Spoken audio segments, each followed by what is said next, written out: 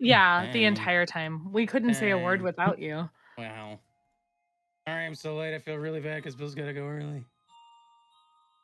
He Yeah. doesn't. Actually, Oh, I don't feel bad anymore. You gotta Hooray! crank the guilt. like, you should still feel bad. You're like, I've been vindicated. I've been vindicated. Bill doesn't have to leave early, right? What? Why did we rush?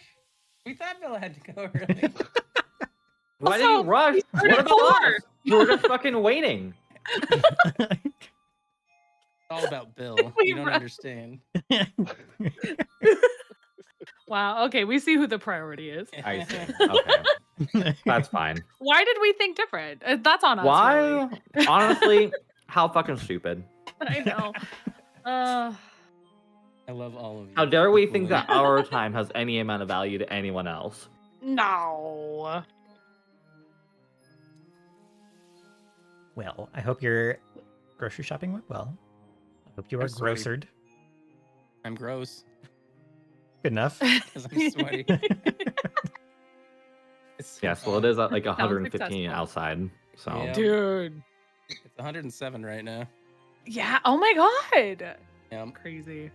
I've had a few days at a new job where it's been like over 90. I've been handling it totally fine.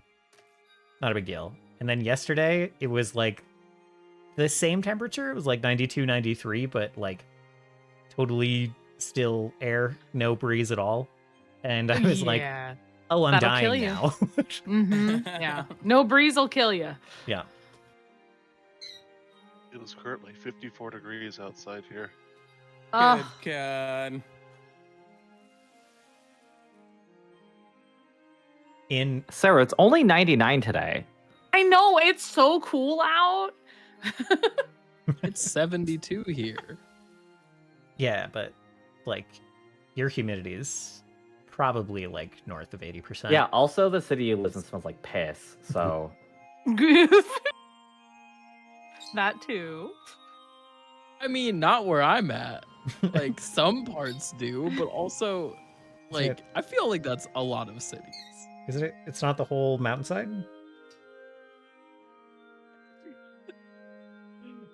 There are a few streets in Seattle that everyone loves to talk about, smelling like piss.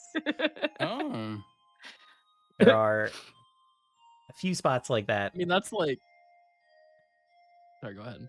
I was going to say there's a few spots like that in San Francisco, but really it's the entire financial district, which is kind of funny. Because they can't go home. Yep, that's it. Too busy making money to use the bathroom properly. Nodders.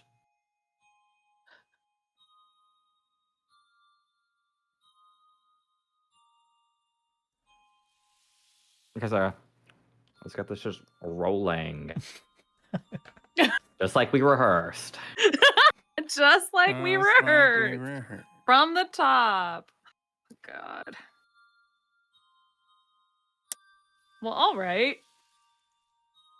Last session, we started in the middle of crazy combat. Isha successfully destroyed the first Fallen in this huge blast of flame, and the shockwave of it like hit the arcs, knocked us down in the middle of our fight. We kept going. The fireball expanded so much that it did actually encompass the arcs, but the shields were raised just in time to protect us.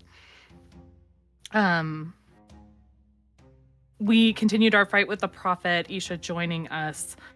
Things looked dire there for a moment, but the tides turned and we succeeded in defeating the Prophet. And he dissolved into a bunch of skittering bugs that Isha then destroyed with a flame strike. So he is hopefully truly no more. And the party took in their victory a bit before the reality of the Arcs' state after this fight kind of settling in. Steris and Turris went to the main Crystal control room to confer with Crystal and to start some necessary repairs to make sure that we can get back to land safely without plummeting out of the sky. Steris took... we rehearsed and I'm going to mess it up again. Not telekinetic, the other one. She was mentally controlling the arcs. And while Turris was doing the repairs, trying to take some of the load of manning the arcs off the crystal itself, a whole bunch of stuff happened with the arcs. Bro has a soul. He's wanting to pursue self-preservation and it was worried about how it might affect future missions. Steris was able to get some kind of flashes of the Arcs' memory from when they fled the Four's world and came here, and the number of souls that were involved in that kind of desperate escape. Before that, we had Lila, the leader from Amber and Ash, come confer with Turris and kind of share their fealty to the coalition following that fight. All but one of them, but we didn't want him anyway. And Turris and Isha had a fun handshake moment. We have a secret handshake now. Yeah, they have a secret handshake now. Real. Let's see. Ruhaira got mad at us about the hole in the sky. But not as mad as we might have thought. Yeah, correct. We were trying to kind of gauge the movement of the second ship in the sky, the second Sorrow. Noticed that it, along with its kind of futuristic spire appearance, it also had a lot of greenery. We learned that it's a self-sustaining ship. We were able to get some information about it, but I don't know that we've reviewed in detail quite yet. But there is worry about it coming through, but it landing also seems to be a necessity. So that's something to explore. Turkon found something on the Prophet, showed it to Isha. I don't think Isha knew what it was. I can't find that part in my notes. That's all I got. I wrote so much, and I'm trying really hard to not just read it word for word. Please add if I missed something. Yeah, any comments, additions, etc.? We got blueprints for that bad boy up in the sky. True. We got blueprints. Okay. It's just a symbol of the four, but it depicts Arcanus and... It was like an antiquated one, like a vintage symbol of the four. But it had been modified to include the Midnight Gate. And symbolism of the Seraph. Yes. No, the Midnight Gate stuff was already on it. It had been modified with the Seraph. Okay. With the Seraph stuff. I will change that.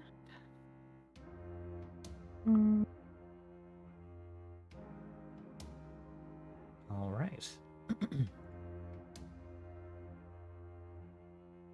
I've gone ahead and marked an X in the height on your bio to potentially denote these critical aid. That's where we're dragging it. All right.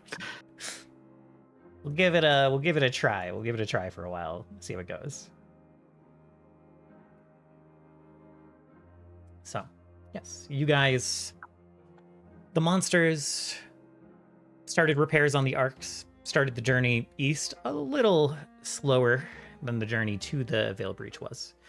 But fixing things up, having some conversations, catching up, winding down after the chaos of that fight.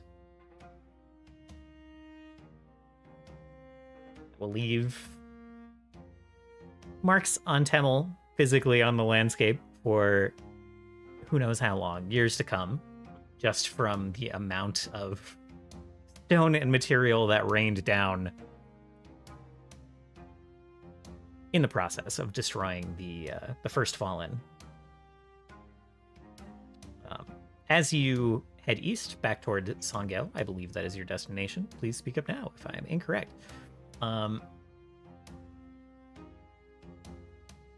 Night comes, you guys can get your rests totally fine. Well, Jed's having a bad day, but he's alive. He's having a bad day, though. His cow's alive too. Is this cow alive? He. Oh, Jed- good lord, no. Jed's been locked up in his farmhouse the whole night. Has not been brave enough to go check on Bessie.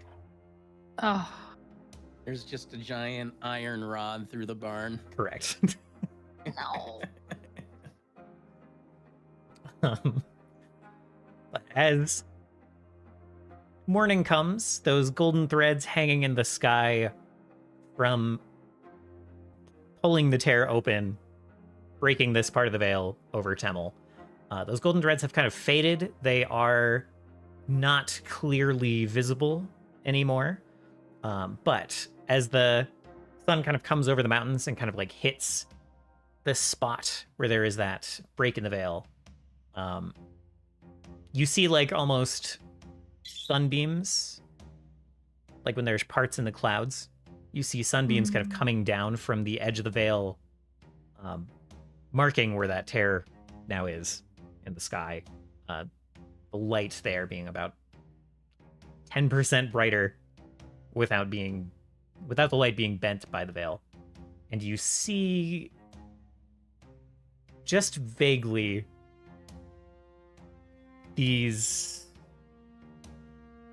a few like shadows on the ground far below as you guys are flying over, of the shadows of those like hanging threads. You can kind of see them shimmer over the landscape here and there, in the sunlight. Before too long, you are arriving at Songel, kind of coming down over the lake where you were before you left. And so how quickly do you guys enter town? What is your first order of business upon arrival? And is it the same order of business for everyone?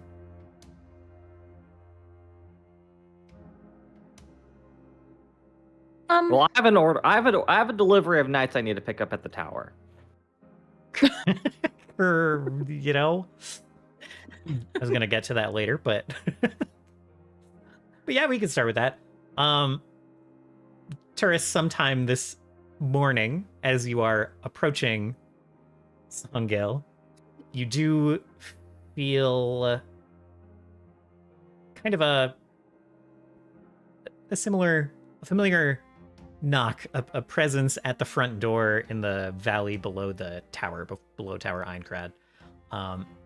And one familiar presence and many unfamiliar ones stand in the valley, ready to step into the front gate of the tower, if so allowed. It is Hogwin and a contingent of, again, a few hundred soldiers on loan from... Here comes the boy. So they are indeed there, ready to be picked up. At about the same time that you guys are arriving at Songel. So.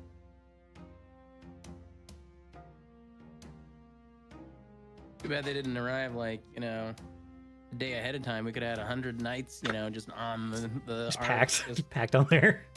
And then we would have taken that other ship for sure. Oh my god. That would have been no problem. Dogpile Barely- of profit too. Barely succeeded in your goal of defeating the first Fallen. Just stacking on extra bonus objectives, though. With a bunch of extra guys, yeah, maybe it could happen. But that's why it didn't happen. Would have been too easy. Yeah, correct. they're you'll find that these knights are surprisingly bad at boarding actions. Mm. A lot of, Yeah, at least 3 of them would have just dropped out of the sky. No. not a lot of training Tried on to that jump front. over. Yeah. But they are prepared all the same. So you can start, I assume, ferrying them to Songale. The second verse, same as the first. Yeah. Okay. So yeah. Actually, I just tell them where to go. What does that mean? I What could do you just mean? I could just tell the queen they're here. It's fine. Oh, okay. Yes. 'Cause Yes, we that need- is fine. We need knights here. Um, It's like the one place we did not really send any. oh yeah, to the east. Yes.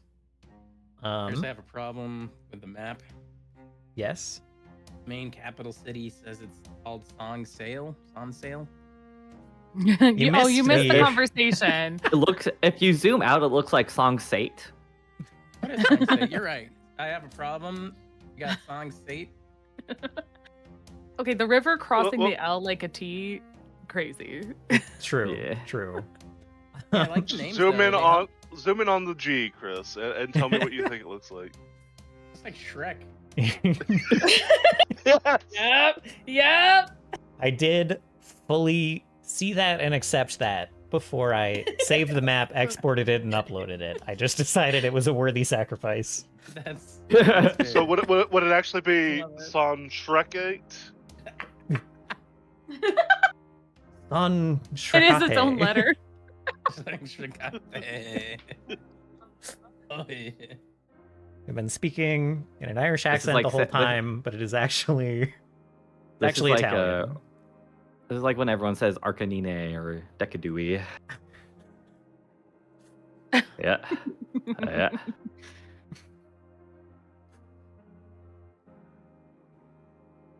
Off to a roaring high momentum start. Incredible. So you will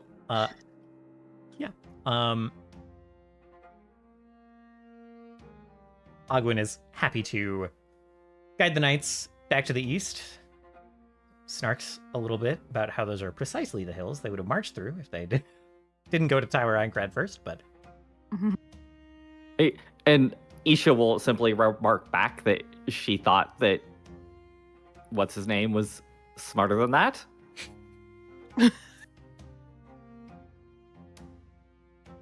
And then we'll both laugh because we know he's an idiot. Like, and it's But great. he's our idiot. No, we're calling. No, I don't think they Rurith like. We're claim calling. him. We're calling Rurith a dumbass. That's okay. Oh, Rurith. Yeah. Yeah. so they will come through the door, wherever you so set it, reorganize themselves outside of Songale. They'll probably resupply, whatever. They'll resupply, they'll get some rest, and then they will head east to patrol these hills off to the east. And scour them of any moonflowers that they run across, as well as any other threats. With, worth noting, an absolutely huge concentration of soldiers compared to the other ones that you spread out more. But yeah, they will happily head that way.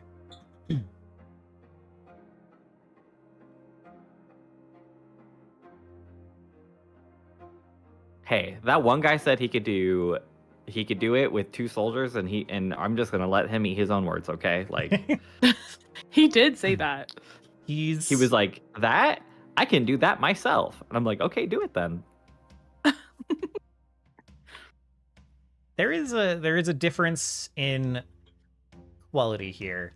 The other group was meant to be like self-sufficient and kind of function on their own in the marches all by themselves, and they're a little bit more elite. Ogwyn himself, very capable. The knights he brought with him are just that there are some knights that are not rune knights, and a lot of like rank and file soldiers that were already guarding the borderlands to Temel. Which were that just does not require the most skilled soldiers in comparison. So.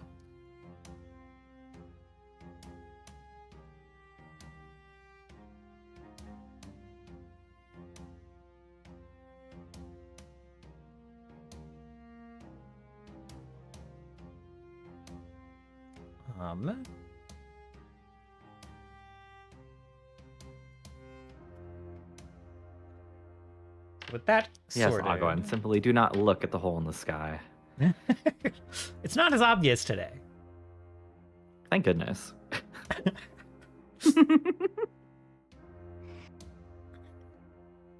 Let's see.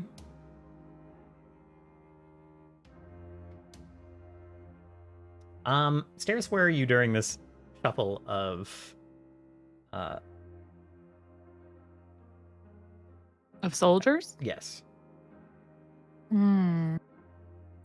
I feel like before departing the Arcs, she would check on Scry, and then probably ride down in the GIF with one of the groups to get into the city. Got it. Okay. I imagine that we have perhaps set up some kind of like rendezvous time or point. Like this whole procession is going to take a while. Yes.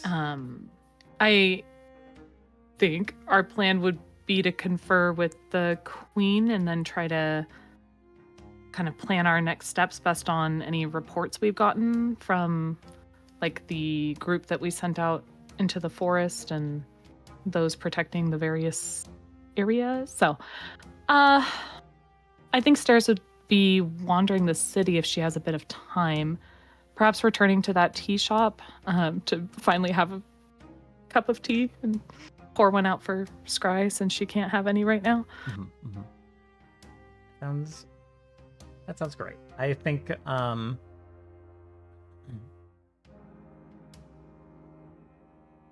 yeah, I think the current host there, I think recognizes you, and he will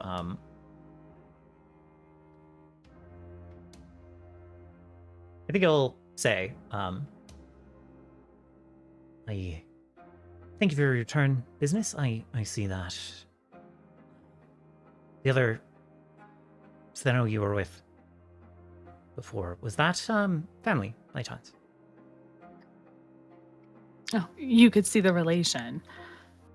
I don't mean to assume. But she seemed very familiar. And Scry was a regular while she was in town. I'll take you to our usual spot. Thank you.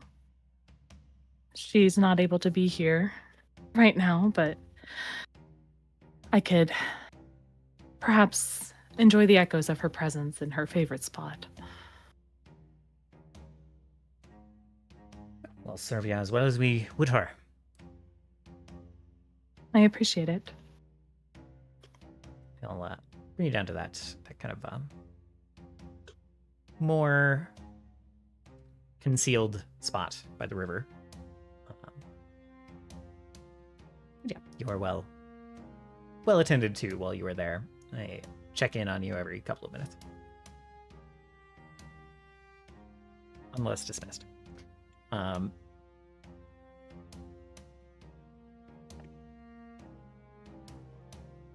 Yeah, and Stairs will like prop her staff up and kind of lay out.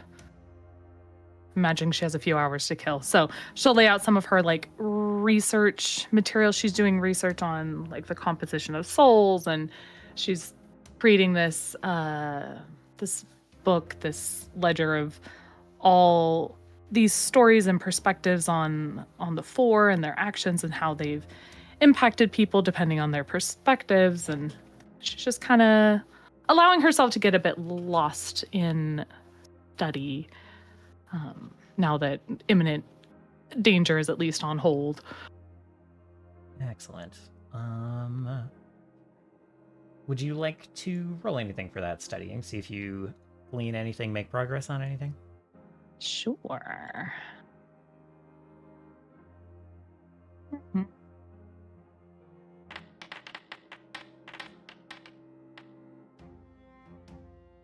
All right. Which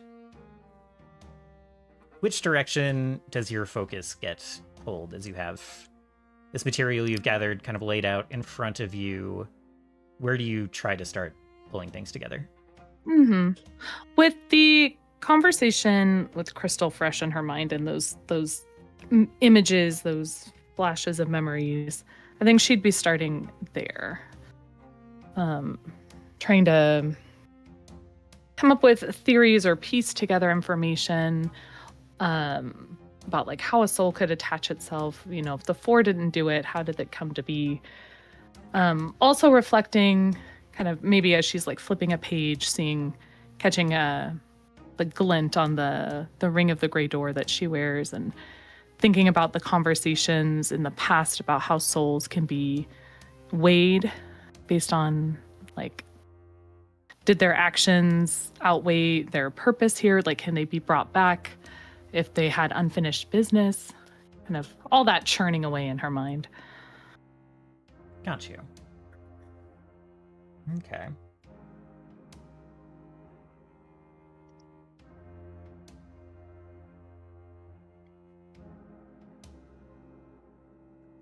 Let's see.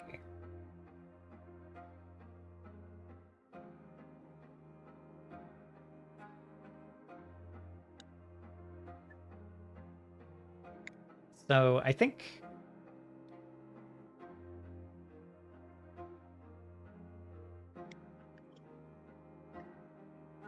you're kind of thinking over these connections. Mhm. You and your party have mentioned a couple of times in the last day or so, like, I wonder, is it possible that one of the souls in that event attached itself to Crystal and maybe like got absorbed or something like that? And I think reading through what you have here, it just kind of clicks that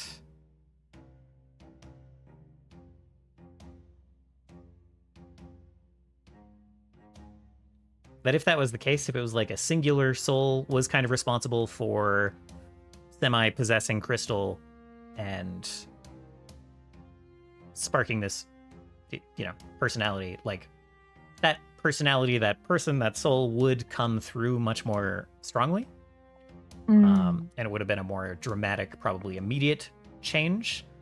So you think something else happened there with Crystal? It's not like one single soul kind of got caught or attached or something, but like, that these crystals that the four have made, put into their constructs, put into their cities, their vessels, you're very familiar with the fact that they can hold souls. They can start to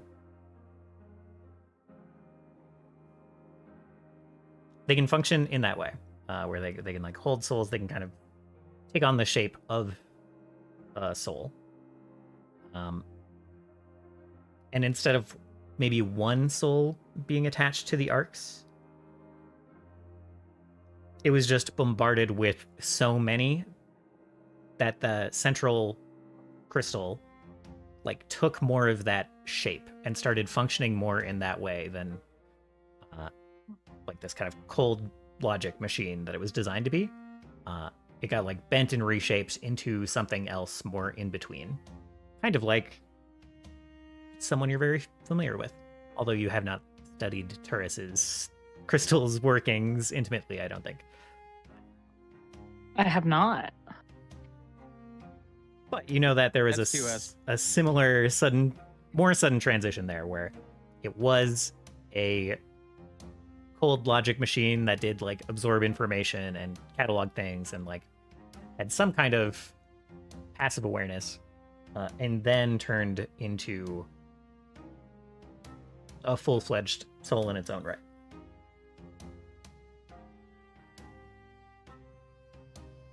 And even though the transition was different and took different amounts of time, you think something similar happened to the arcs.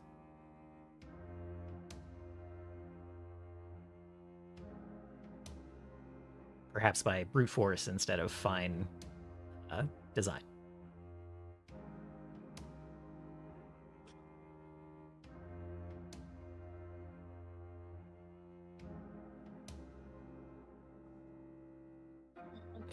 Interesting.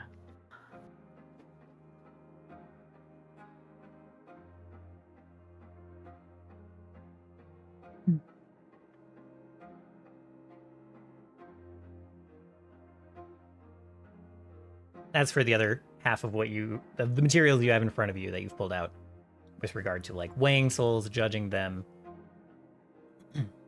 you're not. That part of this is not perhaps a fine science. So it is hard to like intuit what the implications are for like crystal or even like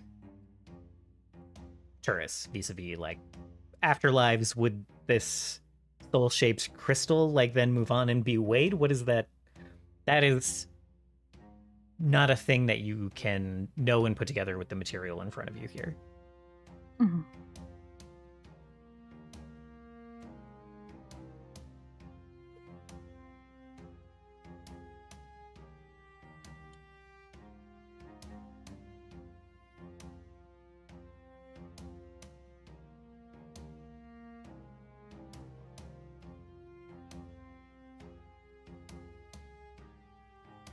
Right.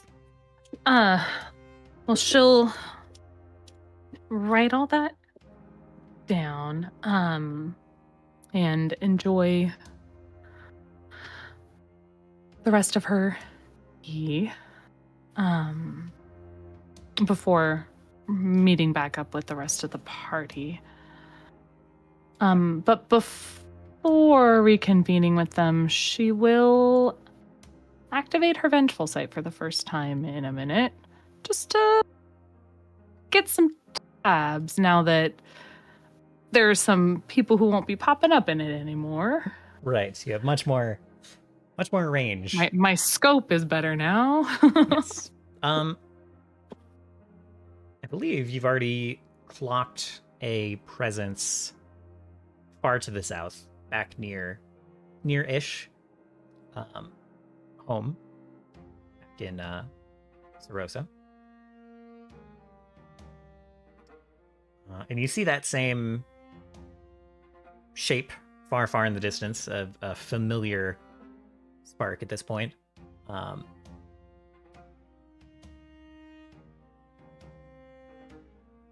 Let me see.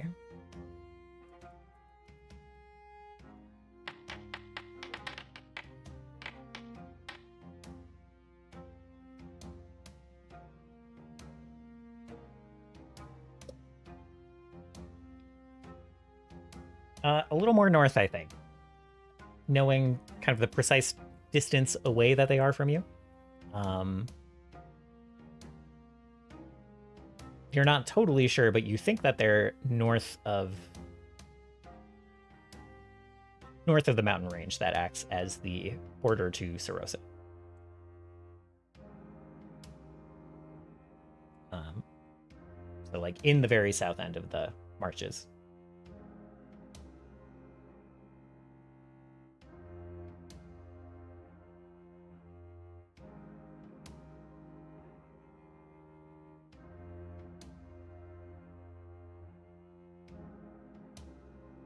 And while you consider that, any other party members have any immediate things that they want to do upon arriving at Sadia? Yes. Uh-huh. I need to go and purchase some things. Got you. Mostly just healing potions, but yeah. Got it. An excellent choice. For that, you will have to go to more of the bustling, like, the city proper. Anyone else kind of heading into the city at the same time? Steris's side adventure takes her kind of like to the outskirts. I would Outside.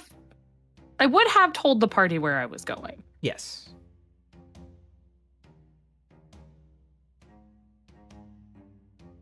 Just I know last time I snuck away, but I should have made that more clear.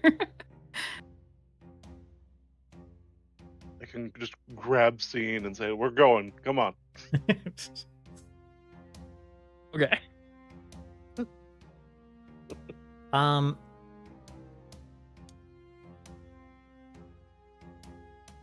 Taurus, I have a question. go for it.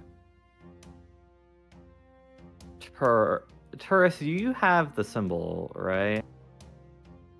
The tarnish symbol. Yeah. Yeah. Okay. Can I get that from you? It's actually in the party stash. Yeah. Okay. Well, logistically, yeah, I put it in the party stash when Turkon said he took it and was kind of evaluating it with Isha. Okay, yeah, great. I will just take it then, and I will also. I see Turkon and like Scene leaving, and I realize that like perhaps I could trail them. Very well.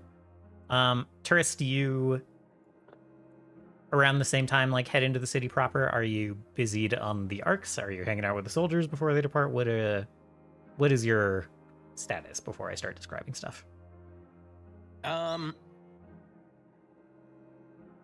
Where are they going specifically? My roommate came in when that part was said.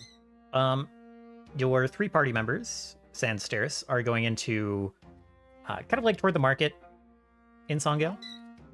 Mm-hmm. Okay. He probably would visit with Ogwyn for a little while because he likes the guy. Got it. At least for a little bit, but his first priority would definitely be making sure the arc is logistically situated before he leaves.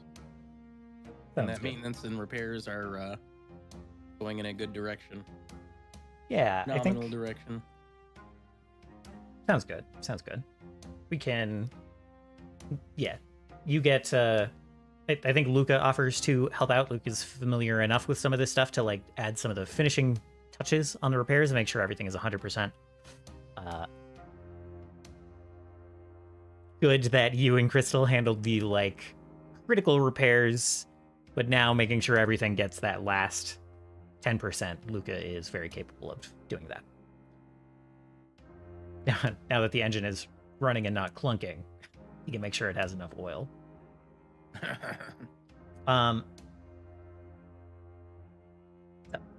The 3 aforementioned party members will see now, and Taurus will see sometime later, that the city center of Songale is pretty bustling today. You see waiting for you. I mean, not literally waiting for you, but throughout the city already there are people wearing, I don't know if they were shared with you necessarily already, but the colors of the Aincrad coalition, as the events of the last couple of days have driven up awareness of the Aincrad coalition and the promise of the defeat of the Void Worm, of the invader that tore open the sky, did in fact draw quite a bit of attention and cheer and hope. And so you see armed people walking around with these kind of these non-Temelian colors. Taurus, I don't know if you decided on colors yourself IRL yet, but we can fill those in as we'll make. Time can be a little bendy here. We'll make adjustments as needed, but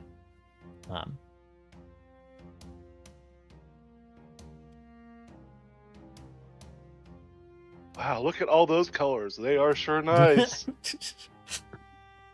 At any rate, you see certainly not everyone in town, certainly not like a huge percentage of the people in town, but here and there you are seeing armed folks kind of gathered in clusters with these new get-ups, these new digs, in response to your recent victories.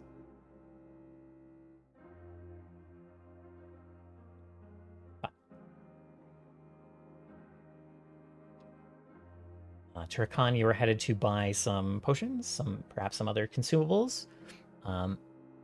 Very doable. Let's see.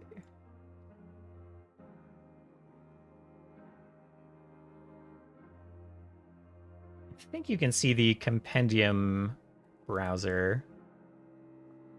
Yes. And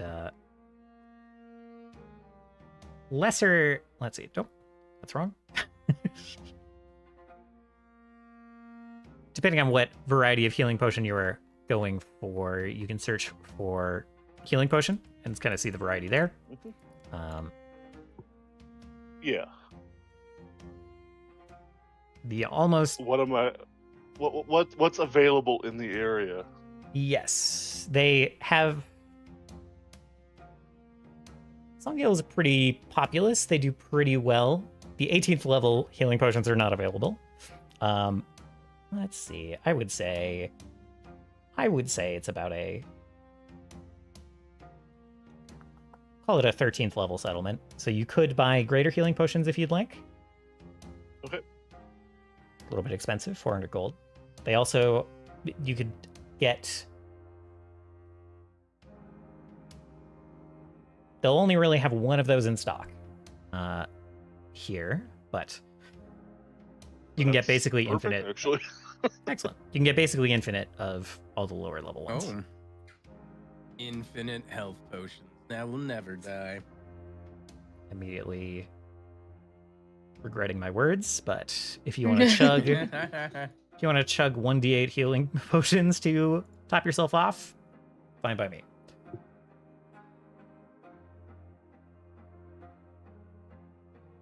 All right. So are we going to like a shop or is it a stall?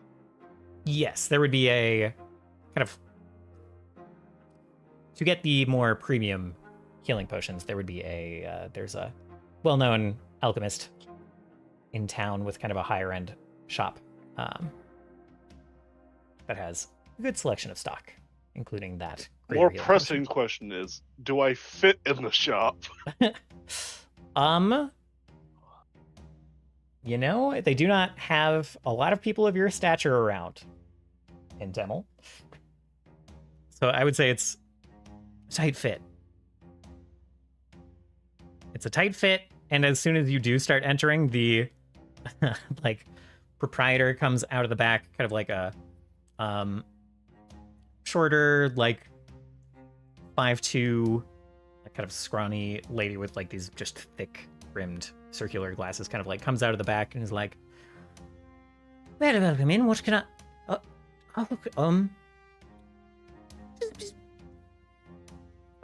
Be a little careful there. Lots of very delicate wares around the place." You know, bull in a china shop type thing. Literally. I suppose you take a look at everything from perhaps the middle of the room just to prevent any accidents. Does my head like go over the shelves? Or is it just like hitting the ceiling? Definitely goes over the shelves. Does not quite hit the ceiling. But I think one of your horns kind of like bumps against this the chandelier in like the middle of the room. She's like, okay, perhaps by the door, perhaps not the middle of the room. Maybe it'll just bring. What are you looking for? I can bring a selection to you. As he hits the chandelier, he like puts both his hands up, trying to stop it from shaking around, and hopefully doesn't bump another shelf. You know, in a comedy of errors here. Indeed. And this proprietress is like, kind of almost dancing around you, trying to just make sure you don't bump into anything, trying to predict where you're about to step, so she can steady things as needed. As he'll look over the shelves, like craning his neck. Yeah, basically that. What my goose has said. Yeah, so you see like Crane looking around trying to find the healing potions. Yeah, and she'll, as you said, she'll kind of point them out. She'll let you know what I've already said, that they have, like, one of the greater variety in stock, and plenty of the others in the back room. If you are looking to buy in bulk, those. Let's see, so 1 greater healing potion and 8 moderates. Dang. All right. All right. And then this is where I pull Scene into the shop and say, "Do your thing, buddy." Oh no. That's why you brought him along. Well, just in case I couldn't fit into the shop, I would have pushed him in and said, "This is what I need." I That's see, I smart. see. Very good, very good, very good. Cena's just like staring at you, like, You know, your thing. You know, the singing thing that you do. Make people like you. No amount of singing will make these free, Turkon. I don't want them free. That never crossed my mind. Who did you say the owner was? Like 5'2". He didn't say. He just described a lady. Yeah. Thick-rimmed, Oh, so circular that's not glasses, the- etc. Okay. Yeah, Scene would walk up to her if he sees her and extend a pseudopod shake.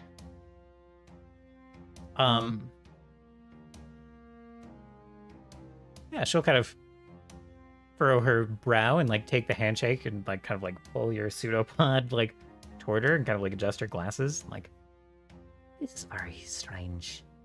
I don't know, Dave. Where do you come from, sir?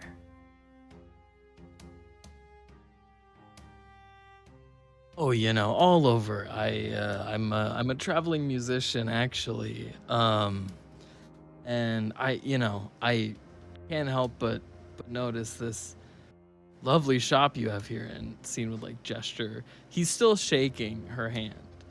And with his other hand, he would like gesture to the rest of the shop and then look back at her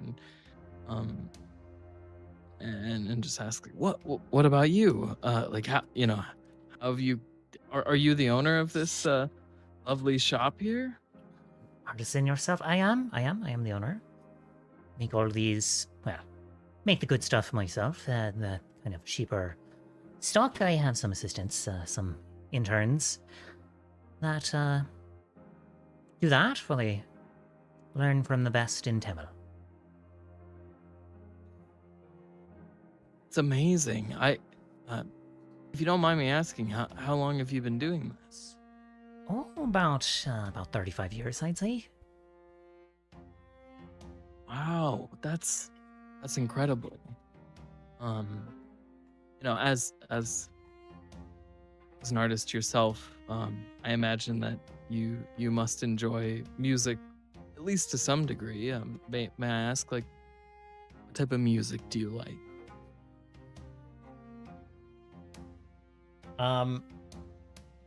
Let me see.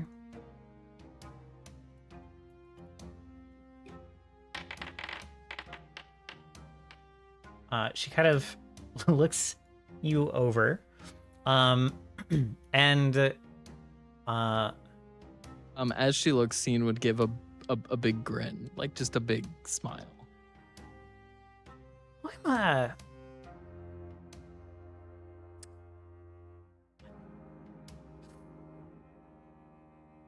Scene has spoken of a few different legendary artists in this world. What genre would you say it is that scene plays in this world?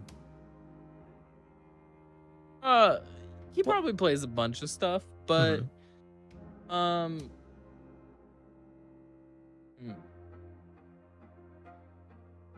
Trans-Pacific folklore. I think it depends. I think if he's in a band setting, it's maybe more, I guess like rock focused or something like that. But maybe on his own, it's more like folk inspired, but also like mixed with some like rock elements or I guess like indie-ish elements. Doing his own thing.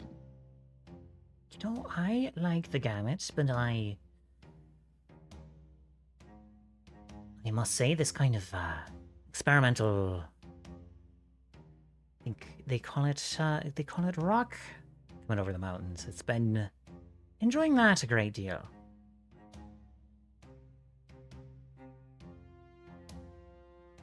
No, I know that this is maybe not a request for a eyeball like me to wander into your store here, but I would love if you're willing for me to perform something for you, just as a an artist to an artist. Sure, I'd love to hear something. Perfect. Yeah, and seeing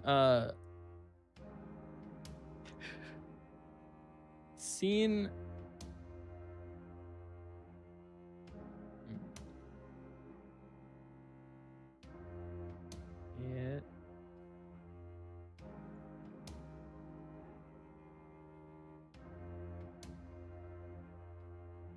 Scene would use musical accompaniment just to also kind of like give a surround sound experience and to make it feel more immersive. Excellent. And not at all just because of the +1 circumstance or status bonus to performance checks. And then yeah,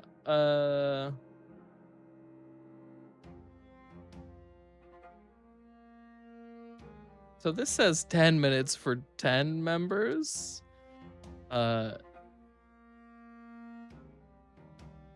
Can play for 10 minutes, but got it. Sorry, go ahead. You can shorten that to a shorter performance. That's fine. Okay.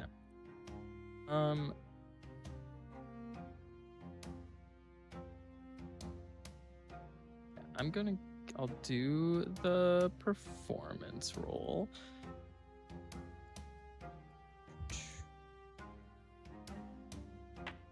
I should have. Sorry, I can redo that and make it hidden if you want.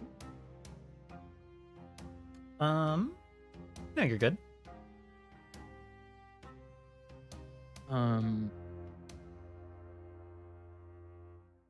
Also,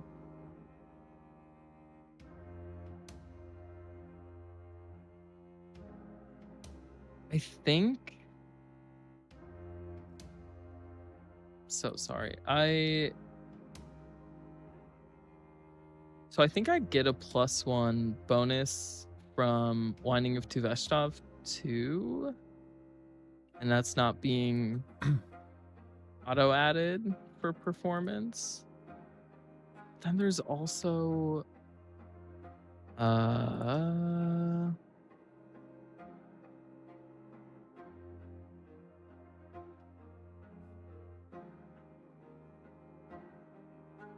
You did roll pretty well here.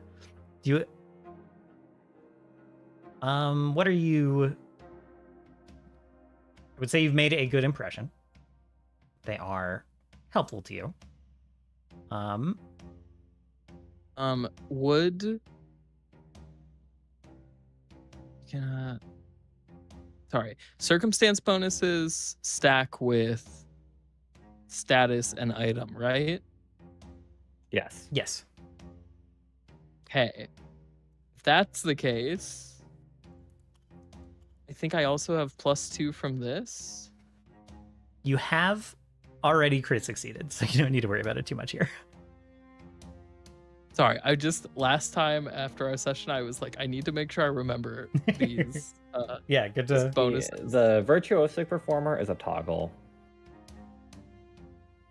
So you should see it at the top of your actions, probably. Oh. Yeah. Also, when you roll the performance check, it just like it lets you look at all the bonuses, and Oh, it's just yeah. like a thing that lets you slide because you're not always performing with your instrument. Yes. So if you, I think, when you click a dice on your skills page, does it automatically roll or does it bring up that window? Oh no, it brings up the window. Sorry. No Didn't worries. see that. So yeah, that window lets you Um, toggle adjustments off and on. Okay, cool. Oh, and I think I can. Okay, sorry. I'll look at this later. It looks like I can maybe add a Winding of Tuveshtoff there. Anyway, yeah. So with having made a good impression,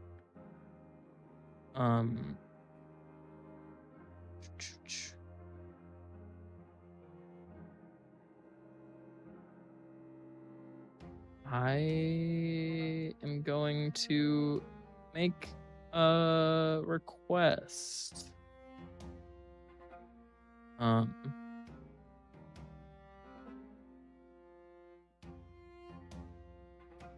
I would just after the performance and everything, well, I think I'll wait and then I'll make the request. But I think after the performance, Scene would bow and ask Shop what she thought. I thought that was Sarah's great. also gonna applaud quietly. Yeah, I think Try not to move too much. she applauds. I think she was getting very into the performance. Kind of like nodding along to the music, kind of taking it in, responding to the changes in emotion in the song with like surprised expressions or kind of like furrowing her brow and like getting really into it when it gets like a little bit more intense, when it starts to build, that kind of thing.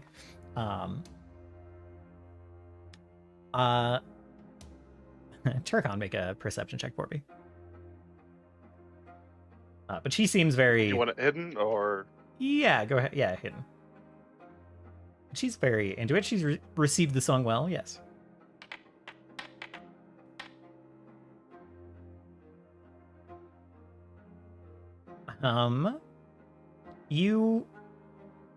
Your mentor at blacksmithing, you've seen him interact with customers before. Not the most charismatic man necessarily, but seem to have a way of interacting with customers that like a very specific type of charisma of like building up a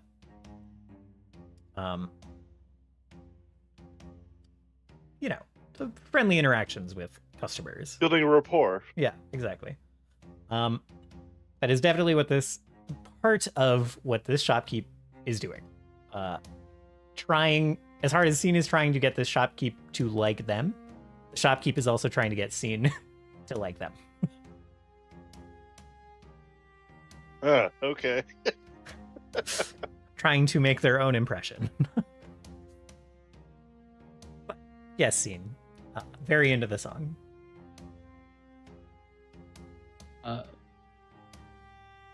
Great. Scene would I guess bow again. Thank you so much. Sorry, I know I've taken up some of your time. Well, you're quite all right. I appreciate you. I appreciate that. I also know Scene would like gesture back to Turkon. Turkon, are you just like standing in one place and are you in the store? Basically, yeah.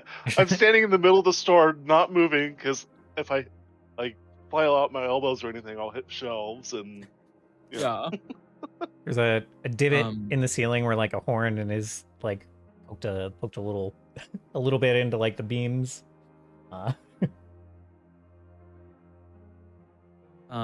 Yeah, so Scene would like kind of turn sideways and like gesture his arm back to Turkon and say, my friend here is also an artist, and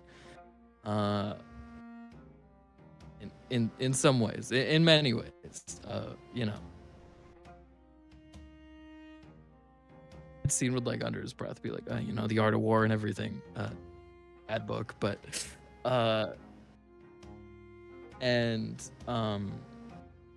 but he you know, I can also let him speak for himself, but you know, I know that he loves the shop that you have here, and was maybe interested in a couple of things. If you'd be willing to work with him on that, I would be extremely grateful. And Scene will bow again. Right, I think performance. If you want. Yeah, go ahead. Always happy to try to help my loyal customers out where I can. Make sure their time and coin is well spent. And I will do blind. I'm just making sure I understand this because I'm not actually performing in this instance. I don't use the circumstance bonus for virtuosic performer.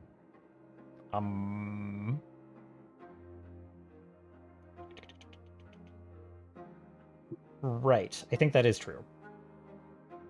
Okay. Sounds Since good. for Good this check, you're adaptation. not like doing a strings performance necessarily. Okay.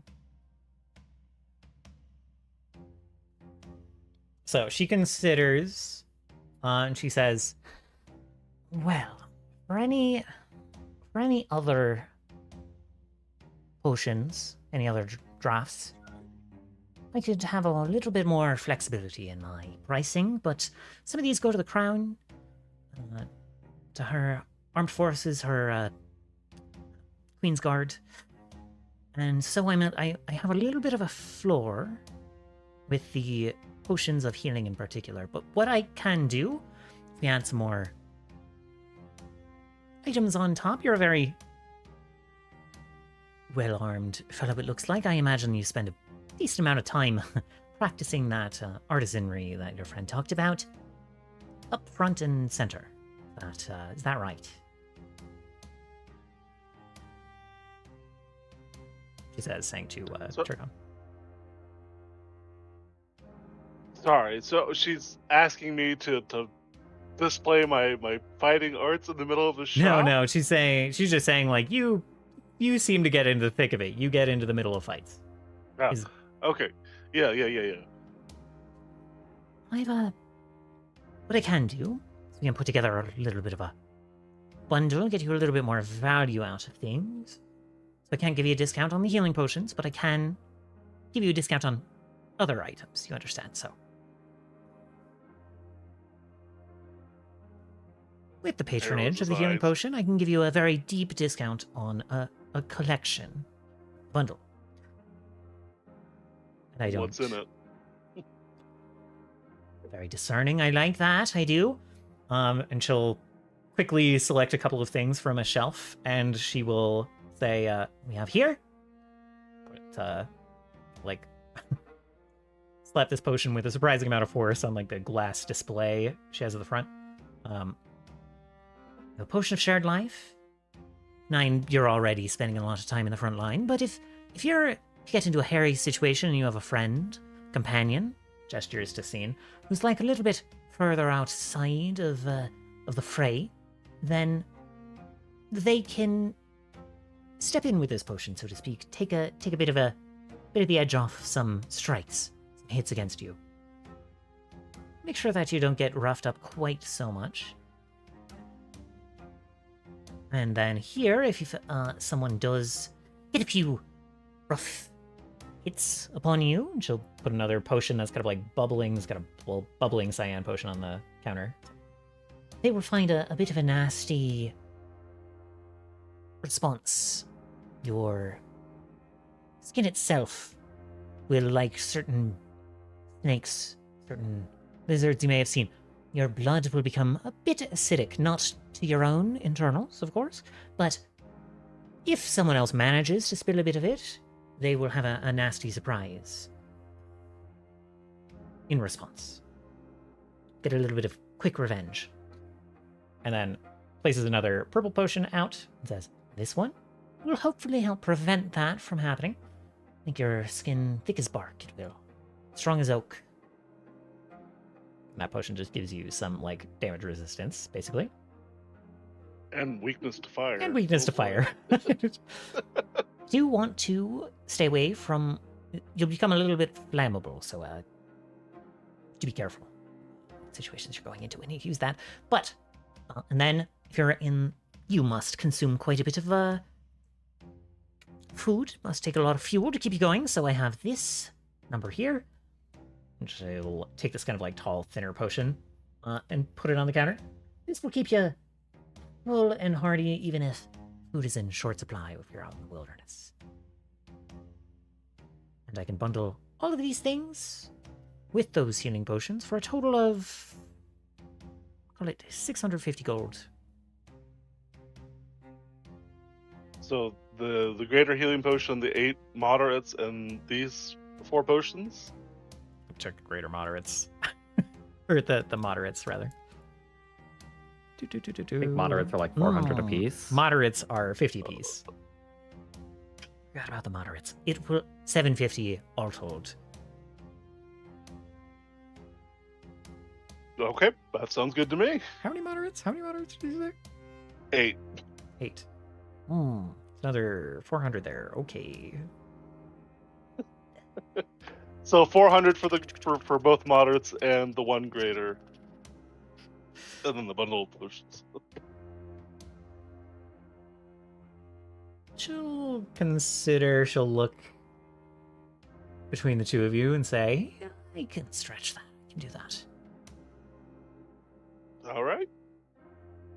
You shouldn't let them walk all over you like that. You should be charging them full price. Isha.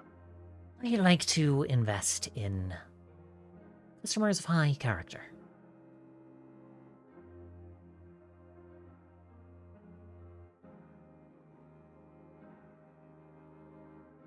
If you insist. She's just smirking. Dean would look at the old lady and older lady, the shop lady, and shake his head and say, "She's not an artist. That's why she doesn't get it." I appreciate looking out for an old lady like me, preventing us from getting swindled. It is appreciated. But I wouldn't get into an agreement that would leave me high and dry.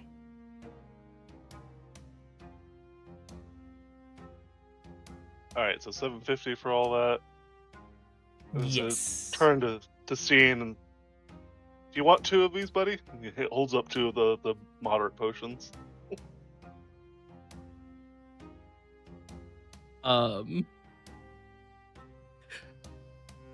and I'll throw these other. Is- Did you already have a ration tonic? Turcon, Oh no, I'm adding them right now. Oh, okay, I've got them side. Okay.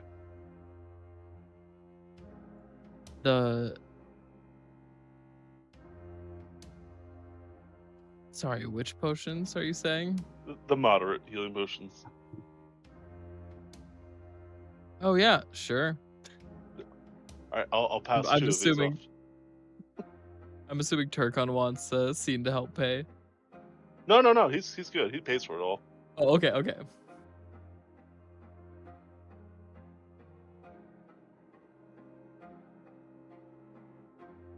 I sent you a trade request. Oh my god, I don't think I've used this. I don't think I have either. It's really cool. Cool. I think it's awesome, and people can spy on your trade as well. Yeah, we can spectate. That's right. Yeah, we can spectate the trade. I think it's hilarious. Oh, 2 moderate healing potions, I see. Oh. I can't remember if I'm thinking of like Maple Story or something. I mean, there have been so many trade interfaces like this, but it just reminds me of that. All right, and then he'll nod really quickly and realize that his horns still hit the top of the ceiling and starts You have to- backing out real slowly with his hands up in the air, like, sorry, Yeah. sorry. You have to like pull your head back down to like get your horns out of the ceiling between the boards. As you guys are leaving, Isha is sort of like just not really letting you pass by. You are being so rude. You don't know her name? Well, first, before we would start to leave, Seed would like look at the lady and point to the ceiling if there was damage and be like, I'm so sorry. How much do you think that costs to replace or fix? Send it down, get it patched. Oh, probably not more than 2 gold and a bit of work.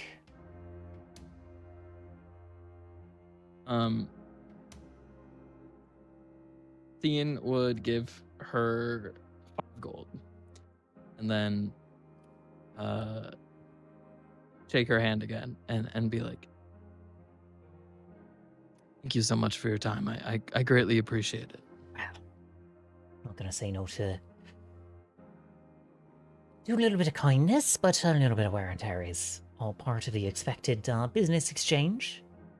But you are appreciated, and it'll be great to see you back here again. In the distance, yeah, thank you. Just trying to, like, scooch past Isha. And Isha is not moving. As she like points to Scene and she like swirls her finger around like to turn around again. And is just, you're getting mean mugged real bad. Oh, now I'm sure they decide on the sign outside. Isabel's Alchemelds, all that. See, Isha, Alchemel, it's a weird name. I think you're the one who's being rude here. Do not pay attention to the work that goes into setting up the marketing and You the don't know signage. how to read. And I have multiple things citing and proving that. I'm literally all eyeball. I can read. I think you are discounting seeing for being able to read and understand.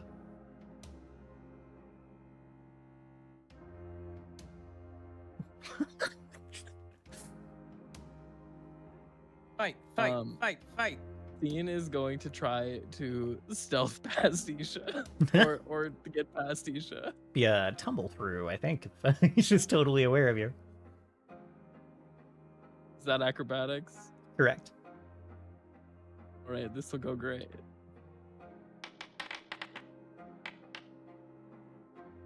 Pretty good. Oh, it's not. Oh. The raw roll was pretty good. I'm going to say probably that fails. I wouldn't be shocked if it crit fails. My DC is 26, actually. Barely regular fails. So you try to tumble past Isha, who just totally blocks your tumble. Just gets right in your way again.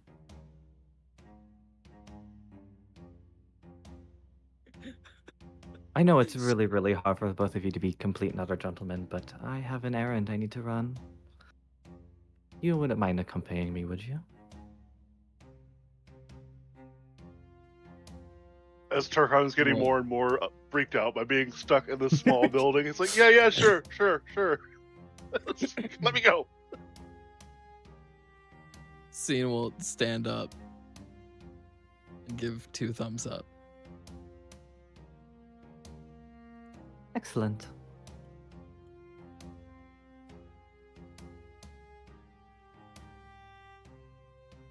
Yeah, and she'll head out.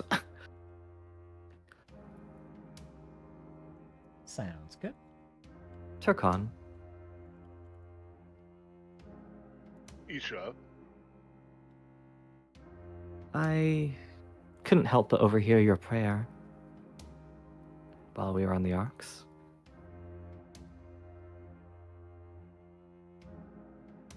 Just solemnly nods at the mention of that. Did you? Sorry, did anybody catch that one? It was No, somebody opened the garage door.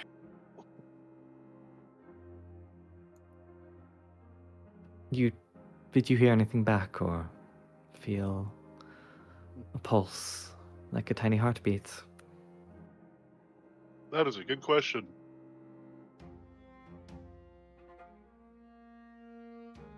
GM. Yes. Say again. Remind me of Did the. I feel? Oh, right, the heartbeat. Yes. Remind me of the. You prayed to. Prayed to Veskal Veskal. after the harrowing fights that we had. Us, me nearly going down. Isha, you were asking if Turkon felt a light or a heartbeat. If he received a response, like Received a I, response, it's I'm using different words, Yeah. but all I'm asking is if he heard anything or felt anything.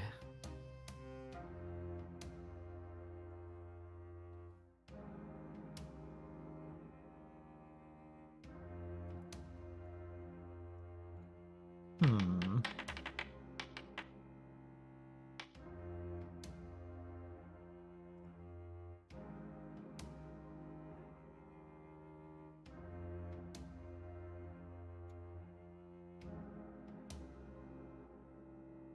Before I answer, are you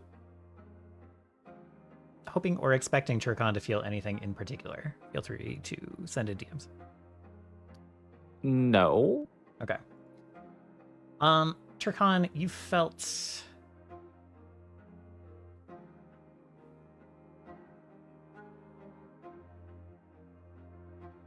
you did feel something a little bit more than previous times you've prayed. I don't think any of the Minotaur are used to having a direct response from Veskal for their prayers or any of their rituals. That's not really what it is about, since the history is that Veskal sacrificed herself for the Minotaur. So they're not respecting a response in that way, but maybe a response from like the land itself. Am I kind of like on the right track there for what you imagine the Minotaurs historically feel? It's more of like a self-reflection type of prayer. Yeah. They feel it within themselves that they feel better. Got it. That makes Reflecting any sense. on the teachings, and yeah, that makes sense. So I think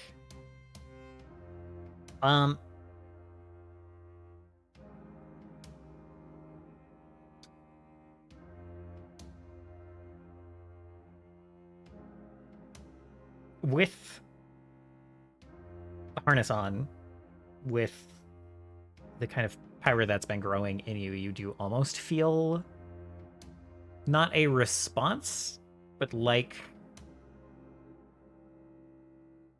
someone else was kneeling there with you, almost like overlaid with you. Like you were sharing that space with someone else. It was not as solitary as it usually is. And I think it was so subtle that you almost didn't notice it until Isha asked. So as we're walking along, Darkon's deep in thought about it, and it's like, maybe my heart wasn't alone at that moment, my soul is satisfied. I don't know if there was. I can't really tell you if there was another behind it. Yeah, Isha is sort of like, she's like doing two things at once. She's like listening to Turkon, and she's also pulling out just a bunch of shit from her sleeves, from her just, and selling them to the merchants. Interesting. Oh, no, just give me all of this, Fascinating, Turkon. Note if you're selling that that amulet, that religious. Oh, not here, I Okay. don't think. You want a bushel of gourds with that? No, I'm fine, thank you. They're really nice gourds. And she walks away with her bag of gold. Cabbages. On, you look like Anyone a real want cabbages? you look like a real gourd gal. You appreciate a gourd. I know you do. I'm not aware of Mwantar religious practices. So I suppose it is interesting to me that you pray to something that you believe to be dead.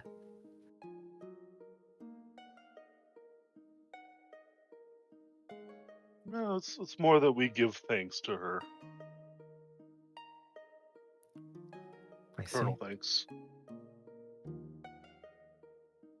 Her sacrifice was great indeed. And Isha is sort of leading them, maybe not to somewhere.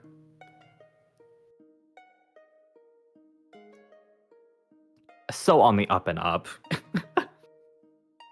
Find a good fence. Exactly.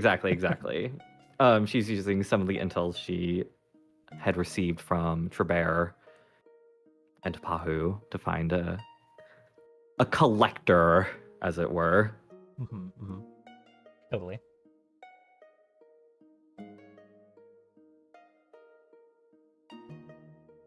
Did we pass any cafes along the way? Some outdoor cafes? A particular outdoor cafe? No, just in general, because he has to take his tax. Right, the tax. Yeah, there's a couple of outdoor food establishments. Going towards this end of the neighborhood, I think when you try to tax, when you tax, someone like stands up and like raises a fist like they're gonna get into it, and then they kind of like look, they realize they have to keep looking up, to get to your face, and they like kind of just do a change their fist into like a awkward wave and sit back down.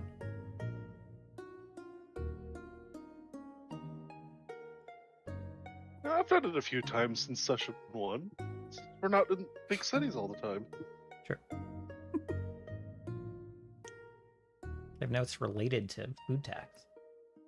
Do you only pray when your life is in danger? A reflection of the value of the life she sacrificed He looks for? kind of embarrassed about that. He's like, I have not been good with my prayers recently. I see. With all that's been going on. It can be difficult. I understand. I'm not here to shame you, and she is looking around. She's like, oh, it should be around here somewhere.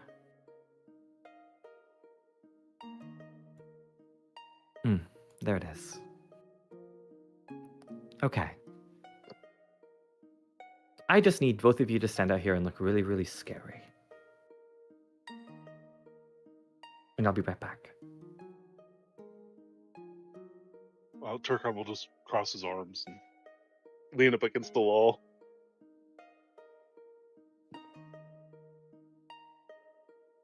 Scene will do the same. Yeah, Yeah, she but just looks goes much inside. less threatening.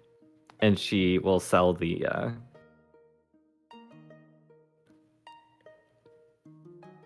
it is equipment, so it will not sell for full here. That But was my gonna assumption be is my note. that it is treasure? Question mark? Is that what I understand it to be? Yes. Having found an appropriate place for such an item, you can get full value from it. Great.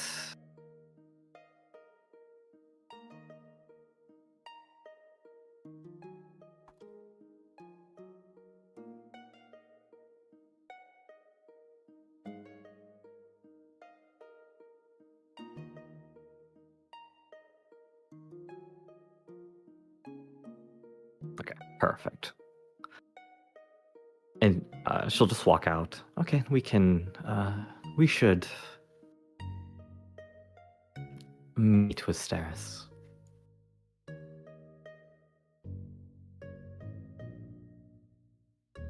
Sure. Lead the way. I will send a sending as we're sort of walking away over or to oh, what's her fucking name? What's Turis' mom name? Vasicia. Vasicia. I was like, Tourist mom name. Turis' mom.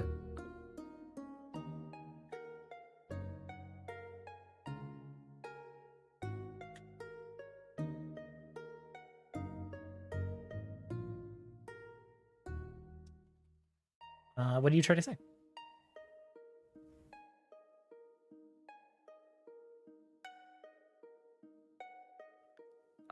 Five, six.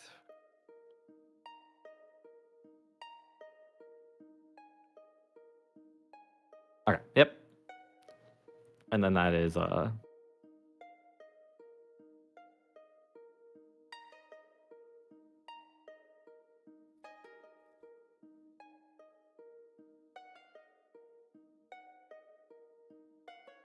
So this is the contact in In your brain. in her phone.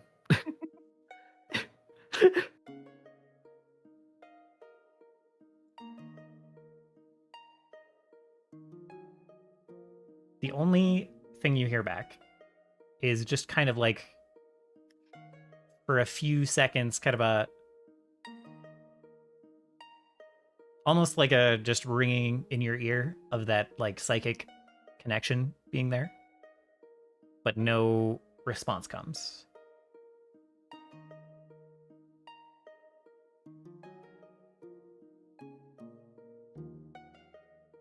That's not good.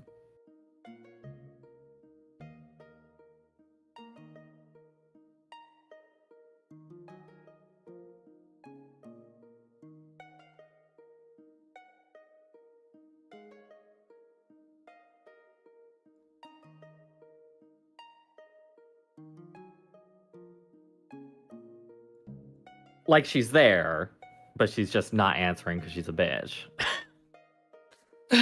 That's fine. See, this is why I don't like her.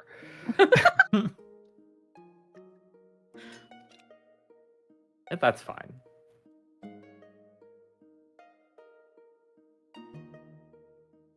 Isha just rolls her eyes.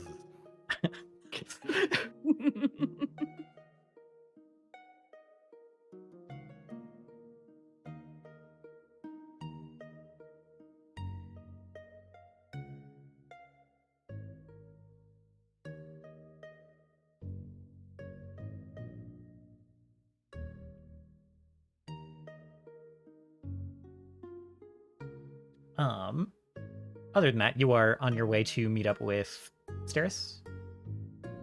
Yeah, I don't I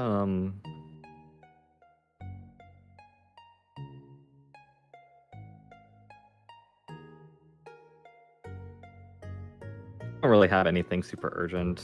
I'm just going to assume that I don't need to talk to Dravis or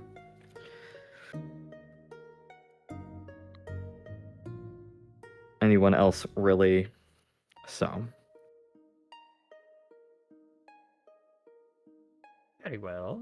Yeah, I think you guys probably set a meeting place probably near the castle. So after a couple of hours, you all gather there after your individual chores are done. Therese, if you have something you wanted to take care of before meeting up and meeting with the queen, that is, we can do that as well.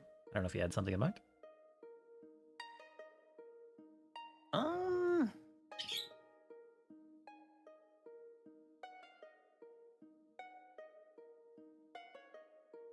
No, but I mean, actually, yes. He'd probably go to the castle early and try to meet with the Ordines. Gotcha. And maybe meet with the queen early, since everyone else is doing other stuff. Okay. I think during your conversations with Ogwyn, he tells you that he was informed, as all the Rune Knights were informed, that some kind of attack from the sea had happened in Lanova. And kind of continue to happen. There's some kind of like harrying raids and stuff, but not like a full commitment to anything. But that he doesn't really have. He's only been getting the spark notes, like kind of the mass broadcasts to all the Root Knights. So he doesn't have a lot of the details, but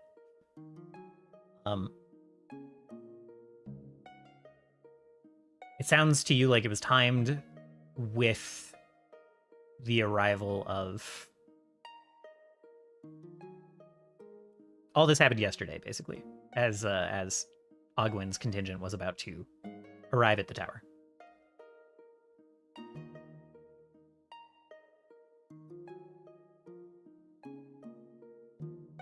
Those chickens are up to something. Sounds like they're trying to destabilize everything all over at the same time. I was concerned about that. That possibility. Seems like the plants from the sky, like they are trying to spread us thin. There's no chance you're going to be recalled, is it? Kind of furrows his brow. The chance that I myself am recalled, and that my soldiers are, those are two separate things. Those that Roth have committed here, they are committed here. I myself may be recalled, however.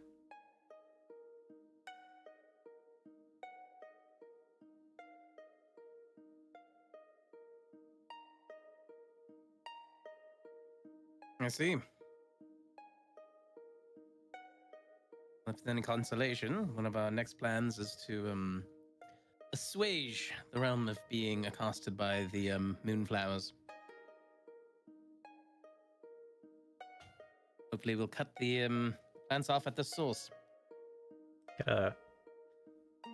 Crooks an eyebrow, and then like looks kind of over at the arcs in the distance.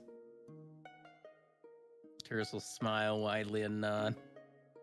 Well, you are certainly becoming more and more capable.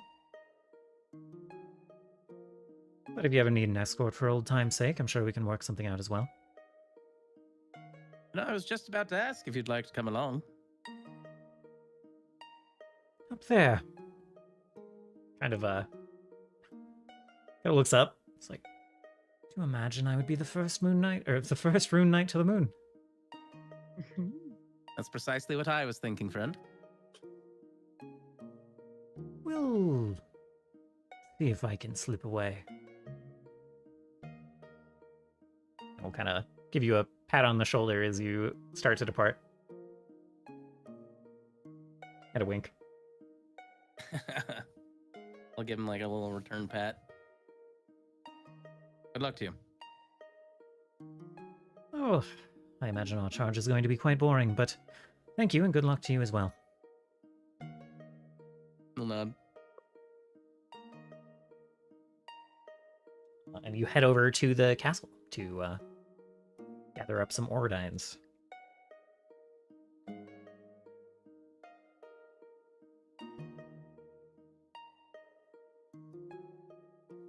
it is not difficult to find Delion and her husband. And I imagine those are the two you're primarily concerned with? Yeah. Yeah.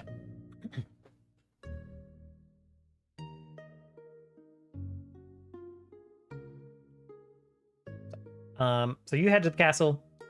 You are greeted by an attendant of the queen, who is kind of like flanked by a couple of guards, and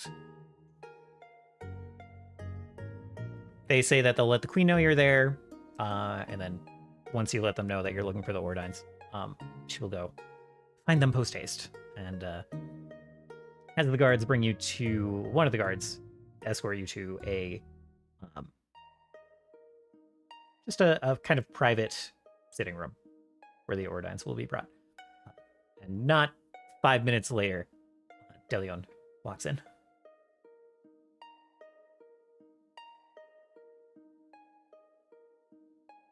And she'll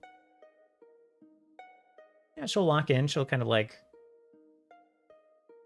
give kind of a deep bow of her head before taking a seat. I don't know if you're sitting, but she will. Take a seat in one of the chairs. Say, I have to assume that your venture to the sky was productive. Yeah, she walks in. Yeah, he'd already be sitting and probably has like a cup of tea in hand and raises it as she comes and sits down, and he nods at her. Quite productive indeed. The beast is slain, and so is one of the enemy's great city ships. She like raises a finger and turns to the attendant who's closing the door and is like, "Darling, could you fetch me a cup of that as well?" And the attendant kind of nods and leaves. She'll come back in a couple of minutes with a cup of tea. And Delion turns her attention back to you. It's like, "Invaders from another world. And that terrible creature."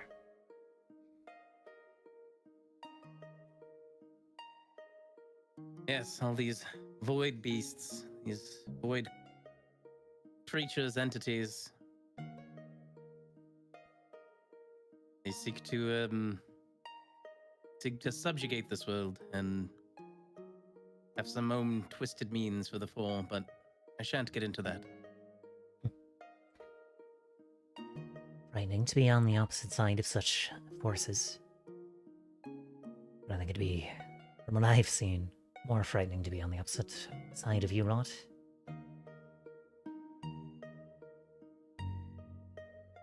Happy my better judgment took over when I saw you stumbling into the halls.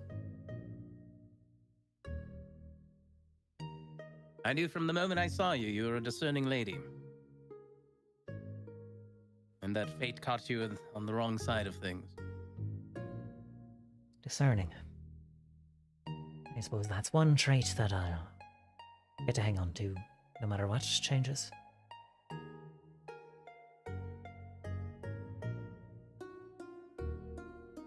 Kind of smiles at her and leans in a little bit. Don't worry, Delion. Things are going to change for the better. For all of us. It's simply going to get a bit messy between now and then. she kind of takes a breath in, kind of like slowly lets it out and smiles. Almost like a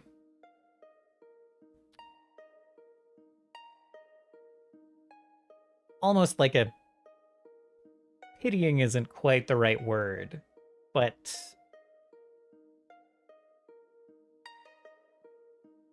you can probably tell that she thinks that's a naive stance. She's like, Well, we can only hope.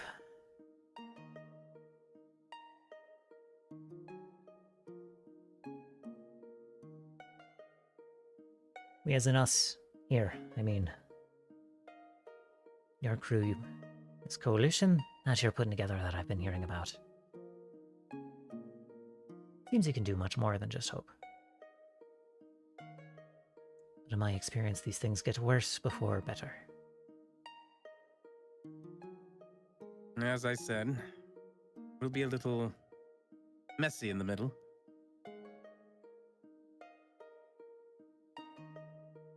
But I appreciate you enacting my plan while I was away.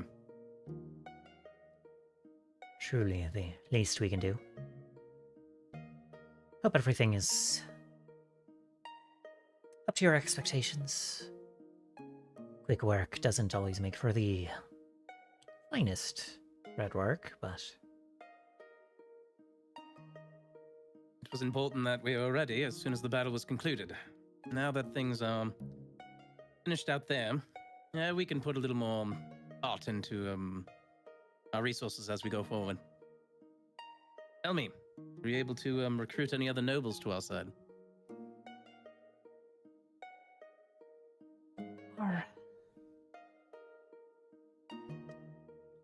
Our own company and house are somewhat diminished. There are several high-ranking families, several families of note that turned us away with all that has happened. But on the other side of the coin, yes, there are good folk who perked up their ears at the promise of a good cause and future coin. Still see some value in a connection with the Orlines. Very good. Raises his teacup, takes a sip. She will be delivered hers around this time and raise it before taking her own sip. We have, we'll have arms for your coalition. Steady supply of them. Steady supply of food. The priority will go to the Queen's armies, but we have connections. Down in the marches, there's good farmland that does not quite have a direct connection here to Songale. Used to be part of Temel about 100 years ago, and they still maintain some of those connections. So, Very good. I seek for the coalition to be agnostic to any particular country anyhow, but lend our aid to any of that needed at the time. And gods know all of them do at this point. She nods.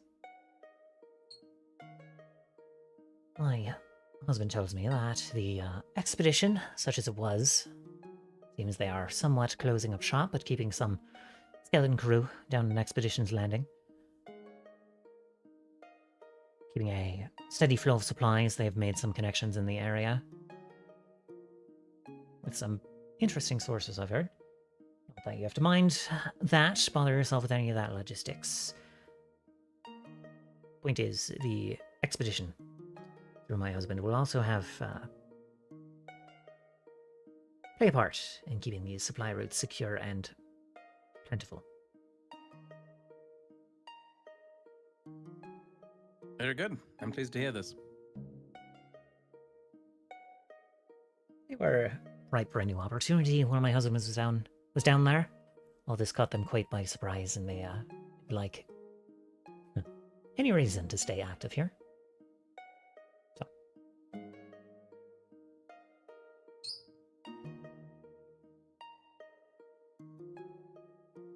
Sometimes the bad timing works out.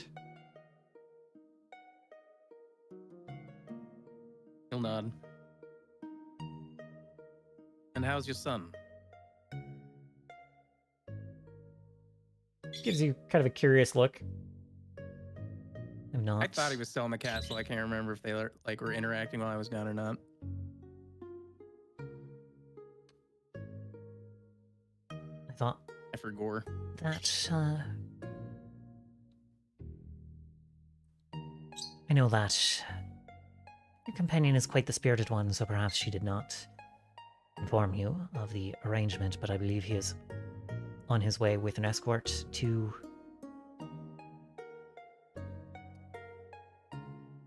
I don't know where, but to be trialed in some way. I see. Well, I hope that goes well.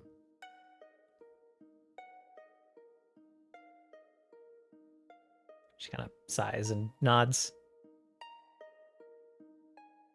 Attention kind of... Thoughts kind of going somewhere else.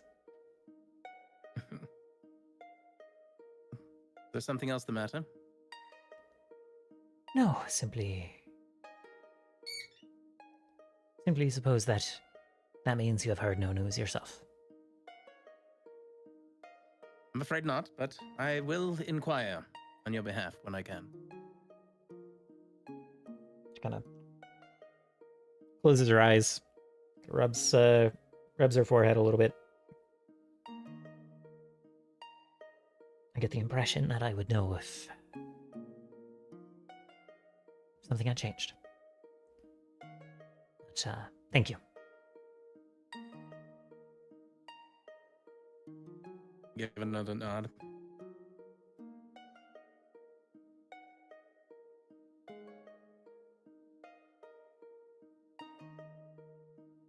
As for the nobles, I should like to meet the ones on our side, and those that might have turned you away. Perhaps you can still massage some words their way to grant me an audience with them. Maybe I can convince them of this just cause. She kind of leans back in the chair. Certainly. A meeting with the ones that have agreed to help, that is no trouble at all. We can arrange that tonight. As for the others, it might strike them oddly. How do I you call mean? you in to lean on them. Let me worry about that.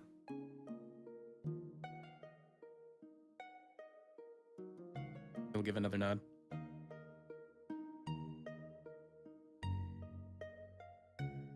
I will trust in your capabilities then.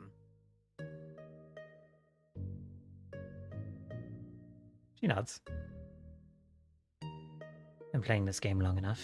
A couple of bumps. Slow things down. But they will not get in the way for long. I'll raise his cup again and take a sip. She'll kind of nod, take a sip of hers.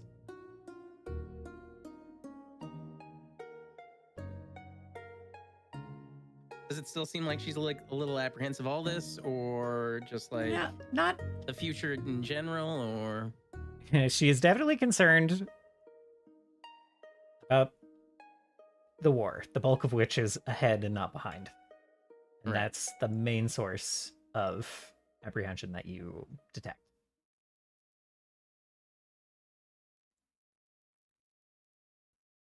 Everything else, she's very comfortable playing the political game. Everything else is not a problem. mm-hmm. The Oradines haven't been this deep into a war before, I take it. No. At least not such a way. Not in some time. And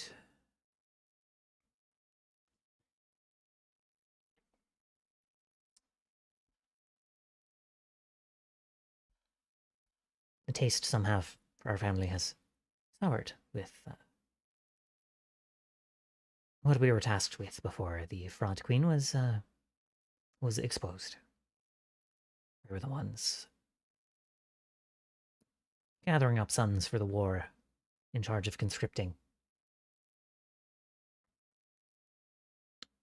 She kind of shakes her head, steering away from that tangent. It's been some time. Temple is no stranger to conflict, but this is of a different sort.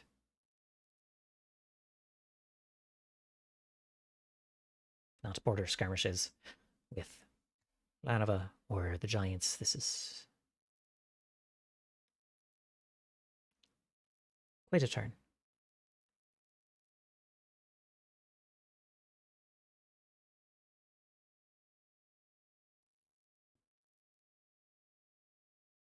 I think that we, all of us here, everyone in the realm, we are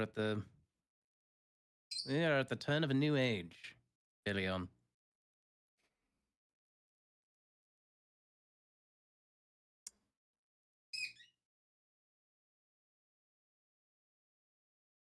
Don't tell that to the merchants. The market hates a tumult. Keep that to ourselves as long as we can. Very well.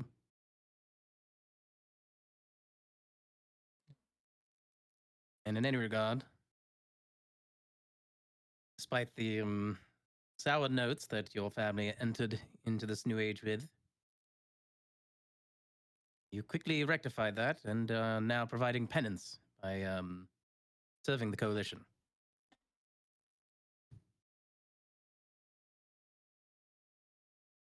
I have no doubt by the end of it, the people of this realm will largely remember the good that we are going to do through the thick of all of the nastiness of the war coming through.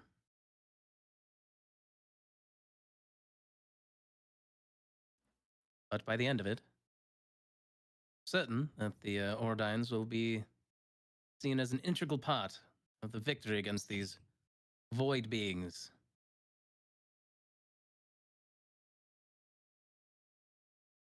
She's like mid sip, and she gives you kind of a curious look, sets her cup aside, kind of like leans back again, crosses her arms. She can't quite decide what to say. She's like,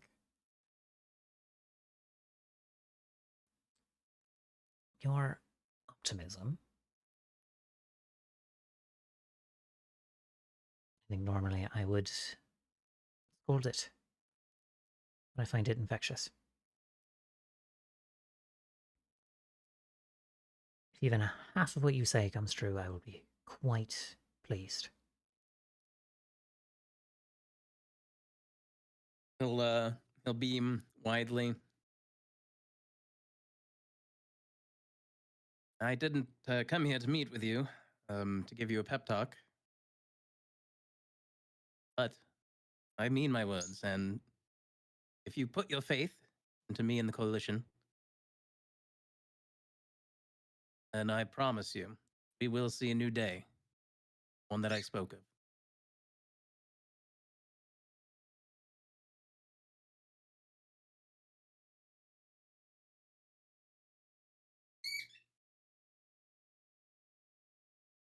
Again, her expression is kind of like a little bit furrowed, but she nods. She's like, Not used to peddling in faith.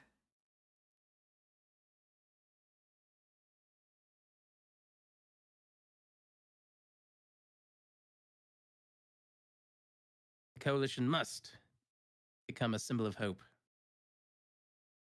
The people need it. This enemy is everywhere, within and without. The good people of this realm need to band together. Only then can we defeat this menace.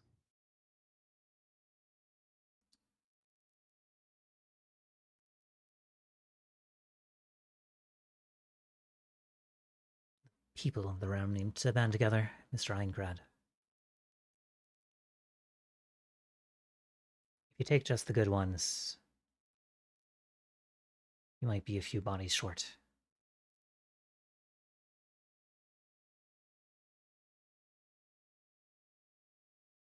I'll kind of give like a reluctant nod.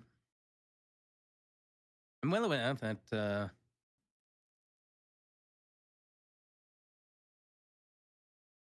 that mortals don't often do the right thing for the right reasons. But I will accept those who do the right thing for the wrong reasons as well, and for the coin, of course. However, in the coalition, those that believe that the cause is just will be rewarded the most.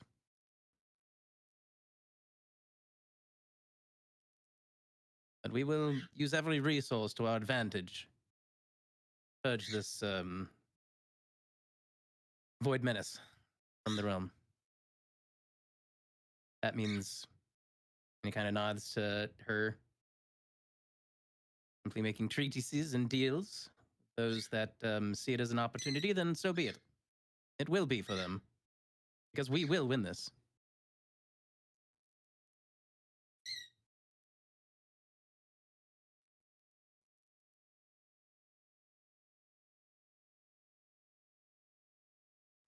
Infectious, like I said.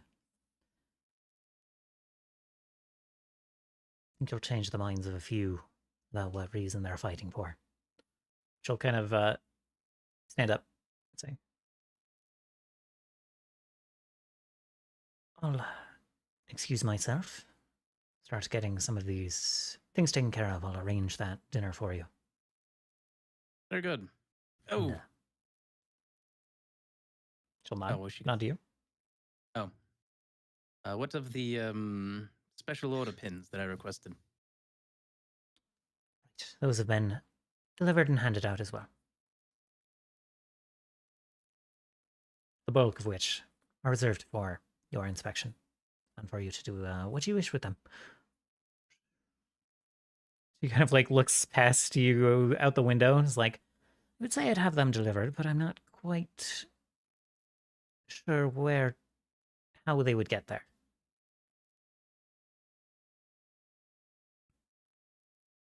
I suppose I will simply have them someplace you can find them in the castle.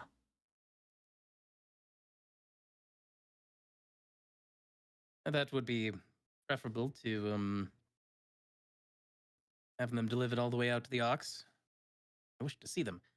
But would you not be able to find me? Well, Flying Fortress is here. We have one of my men on the ground below the fortress. Sees to the skiff that goes to and fro. So Yes. you can deliver any messages to him. Very well.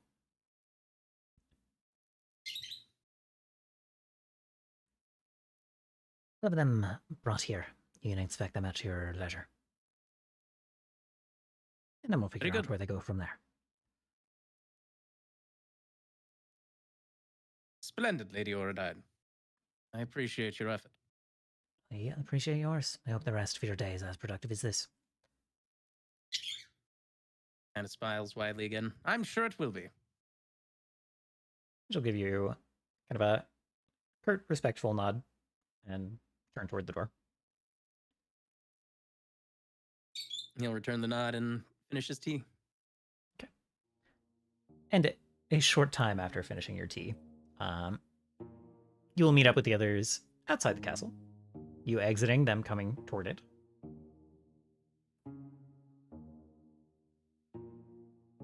If I had known that he was inside, I would have invited myself in.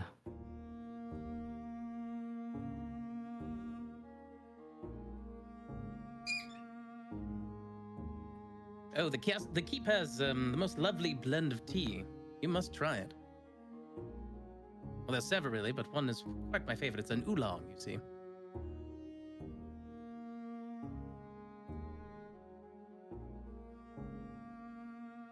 I don't think I will. Steris hides the bag of tea she brought to share with the party behind your back.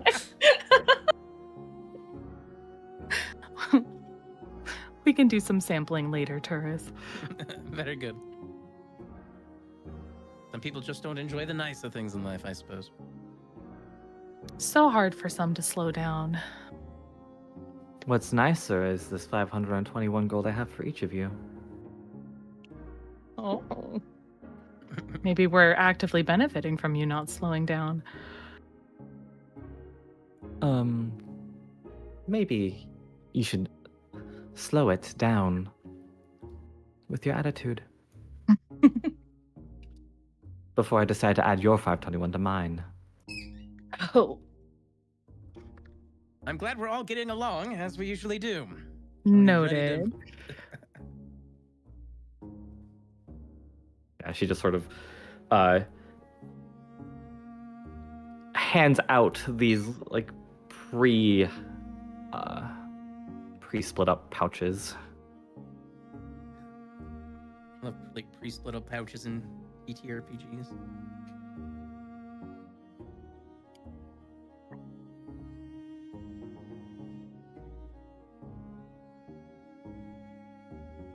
And as you were dividing the gold, that same attendant kind of like followed you out, Turris. And she'll kind of say to the group, Well, the Queen is ready when all of you are. We'll be in the war room.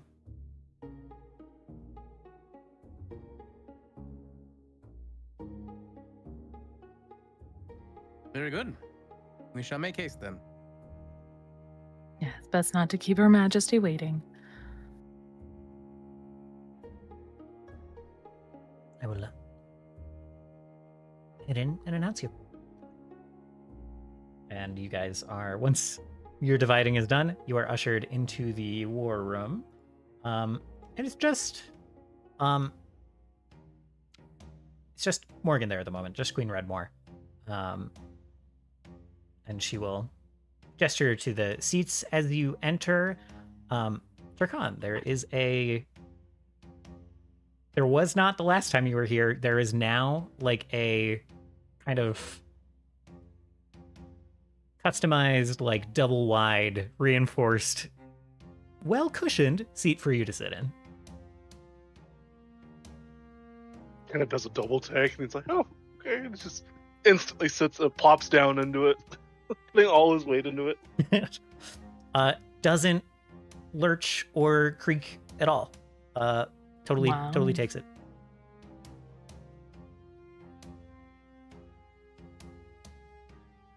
And she What a will thoughtful accommodation.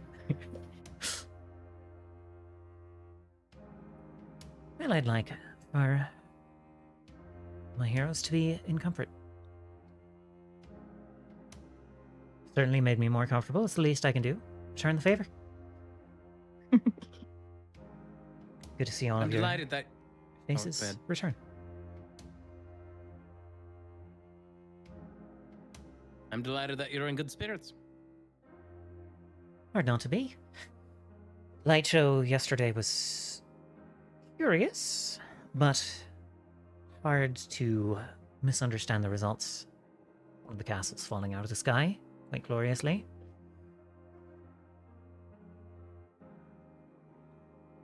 And then, of course, watching yours return victoriously. Cannot help to notice that the larger brother that you keep left with is nowhere to be seen. I assume that they are safe. referring to the Balespire.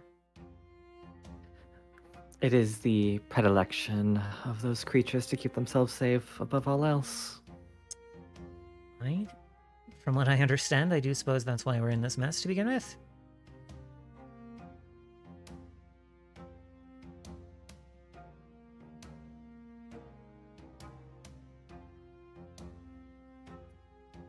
Quite so. The events in the sky yesterday were quite a spectacle. One that seems to be inspiring awe among the people, at least from what I've been able to gather. Yes, it seemed primed to be that way. I was surprised. The response was not more panicked. It was quite positive, from what I understand. That's a relief. Your company has a way of turning what might be omens into hopeful spectacles.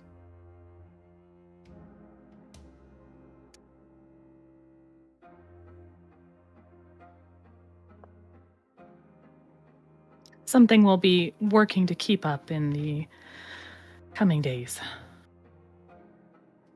I look forward to seeing it.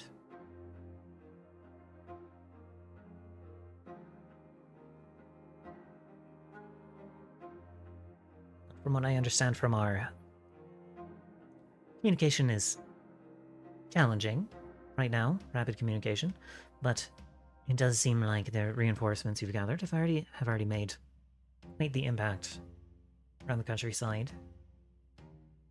Places you've sent our lone soldiers from Nanova already much safer and much more secure.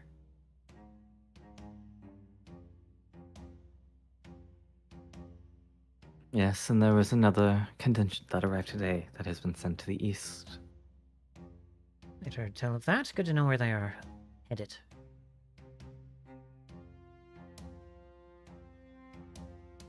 I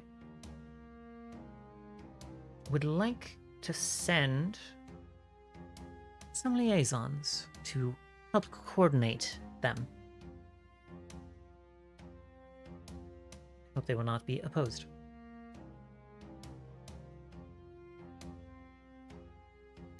I think that you'll find Sir Agwen very agreeable. Yet to meet an agreeable rune knight, but I'm open to being surprised.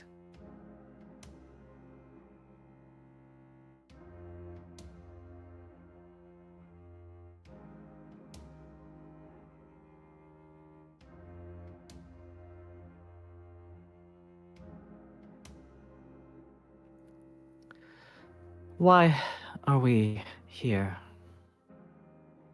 She kind of looks around the room. I believe it was your company that wanted to regroup with myself. Yes, I'm asking everyone. I apologize. I'm quite used to being on the spot for these gatherings. Please. I'll gesture to you guys, to everyone else.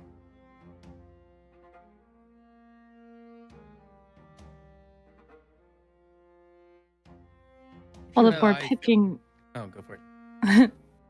if we're picking up where we left off our last conversation, it seems our next step is to deal with the moonflowers at their source.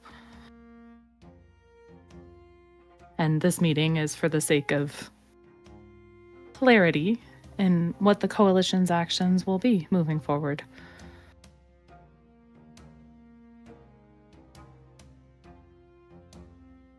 And if there are any new threats on the board, then we should be made aware of them so we can act accordingly. Yes, I felt that meeting after the battle would be a good chance to see if anything has developed since we've been gone. Not as far as I'm aware. You moved very fast. We know that one of the castles, if I can call them that, fled from the battle. I have not heard reports on where it went, but we are trying to locate it. And we know that there is still, she kind of gestures, even though you're in a totally stone-encased room, gestures generally to the sky. You know, there's still one up there, not accounted for. Should we expect more invaders with the... She shakes her head. It was hard not to notice that the grand hole in the sky got grander. Was something amiss, and does this mean aught for our future defenses here?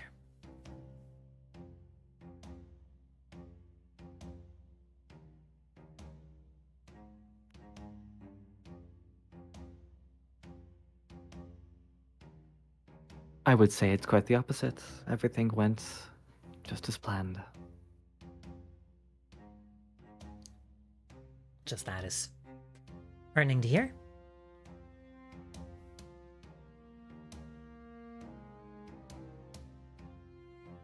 And we should expect more invaders, regardless of if the veil is destroyed or not.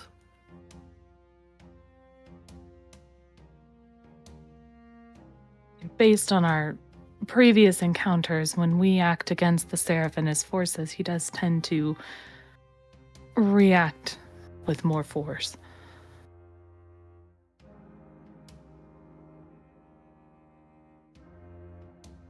Her head and her gaze kind of like sinks a little, and her eyes drop to the map of Temel and Rudel on the table in the middle of the room.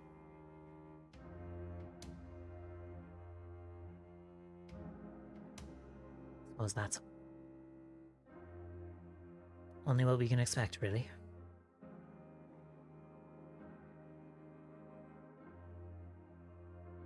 But if we handle this issue with the Moonflowers and their assault across the land,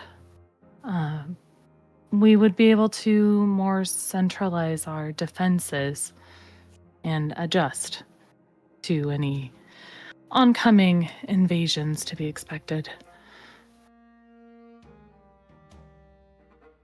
For now, it seems that his attention is being drawn to Lanova. She kind of furrows her brow at that.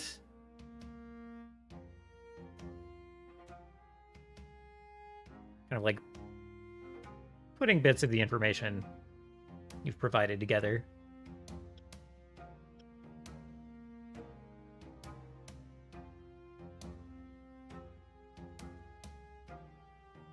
Rye came in. What was the last piece of information shared? That's The Seraph's attention is more focused on Lanova. Okay, yeah, I'd follow up with. I had a chat with Saragwin, and apparently they are also being beset by seaside raids.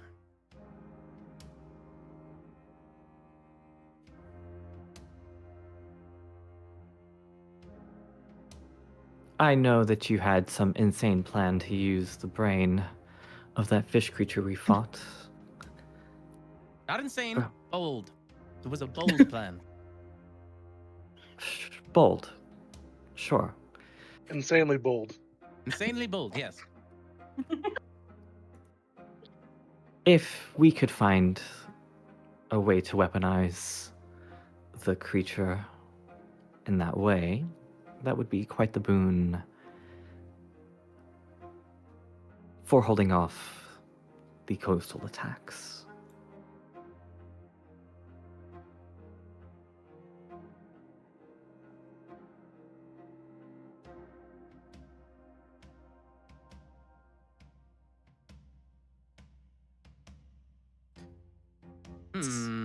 Concerning that, the Seraph has put together another threat to keep Earth busy while keeping us so pressed.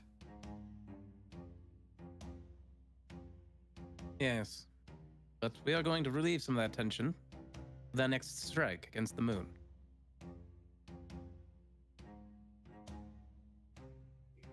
And if we are able to repel the seaside invaders, I think we do need an insanely bold plan for that.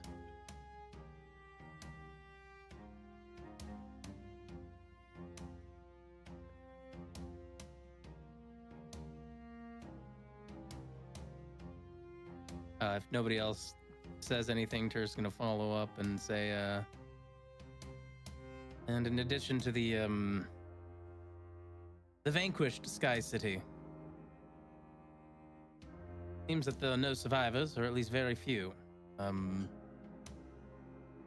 quite worried, since it was a bastion of such power, that powerful individuals that resided on it during its descent may have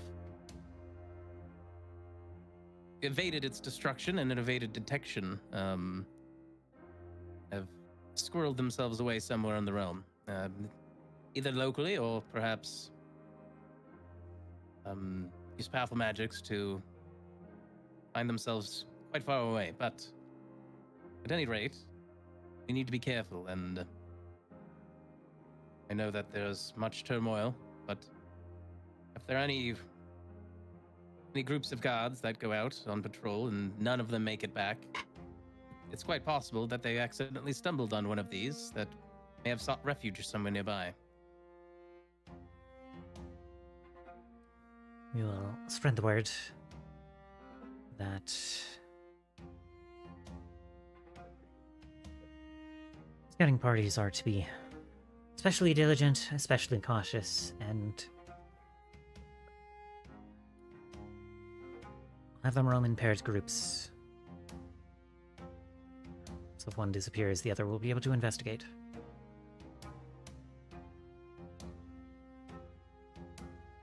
Checking the mountains for criminals and threats. That is something we are used to. Open warfare with castles from the sky, that would have been an entirely different challenge. So, you've put the game onto a board that we are more familiar with. Very good. I'm pleased. As are we. There's one more item of business, at least that I have, before we able to. I suppose we might be ready to go soon, but I would like better reparations to be made up upon the ox before we do, if possible. We will have time. We need to go to Eden first. The queen, like, slowly turns to you, Isha. all of us turn that way to Isha. Quite the far detour. I don't know if you noticed this, Queen Redmore. However, we have a flying castle.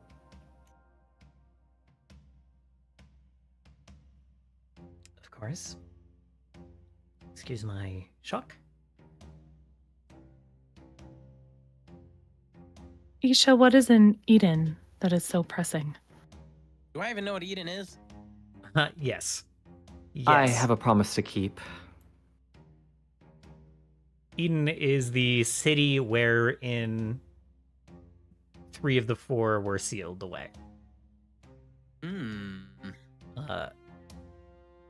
Formerly had a different name, is now known as Eden, in response to that conflict, basically.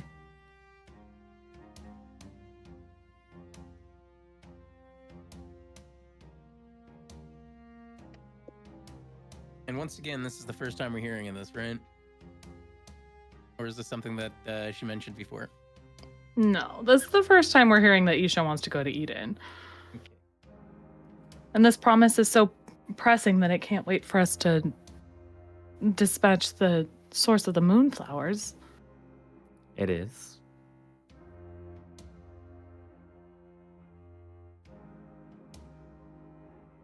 So then what's the nature If of this the- business? Ox is all you claim it to be, then a simple 3 to 5 day detour will be nothing.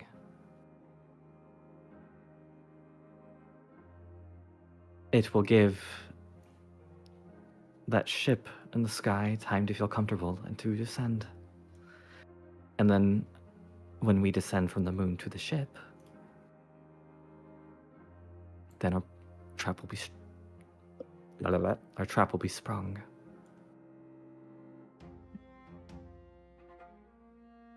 You're right, they wouldn't descend if we were present.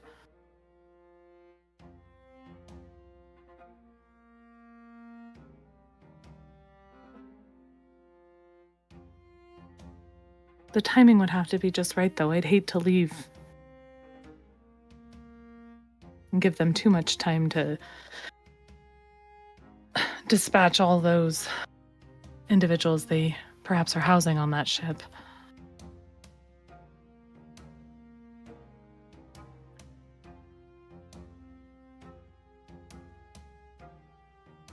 Based on the blueprints that I was given, what would be like the approximate estimated size of the military force that might be housed on that that bad boy. that might be housed.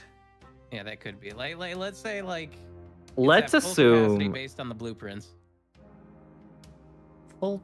It is a flying city, full capacity based on the blueprints. Like, Like military complement specifically, not like support and like operational. sure. That would. Some of that requires knowing the military structure of the people on the ship, but you know, in terms of bodies that could be on the ship. I have no idea. hard to Okay. estimate. Hard to estimate.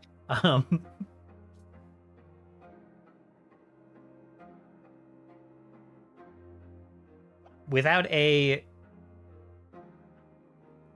good roll to estimate, it is certainly based on the blueprints. Could be holding more than 100,000, all the way up into the millions. Ugh.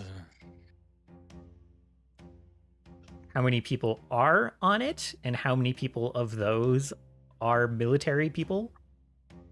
Impossible to know without more information. Right.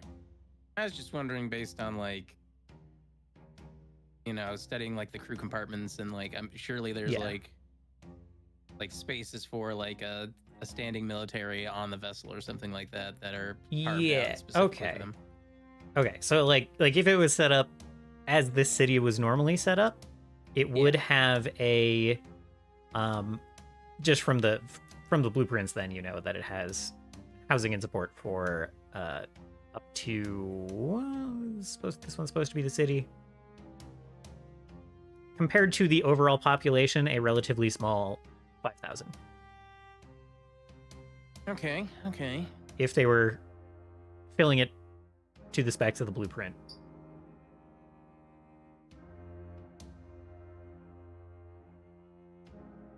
And we can only assume they might have made room for more. 5,000 is better than like 1,000,000.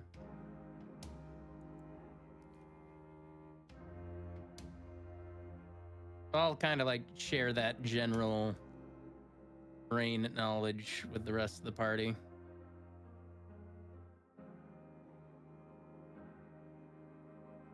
And to the queen, of course. Queen does not like the sound of that. Queen's like wide-eyed. Then you get to the 5,000 part. She's like, that's 5,000's doable.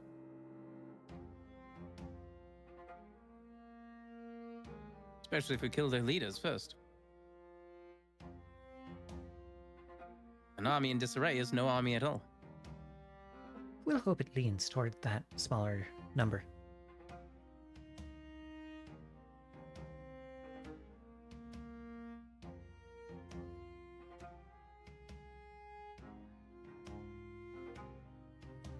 I will make contact with the Veilspire and see if they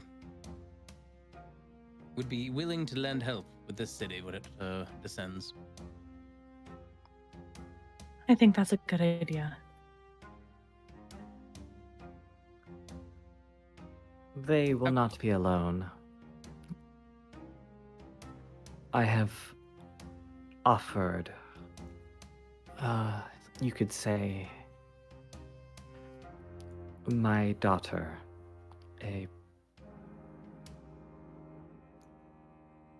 the rest of Thanks. her back in exchange for helping to defend this land.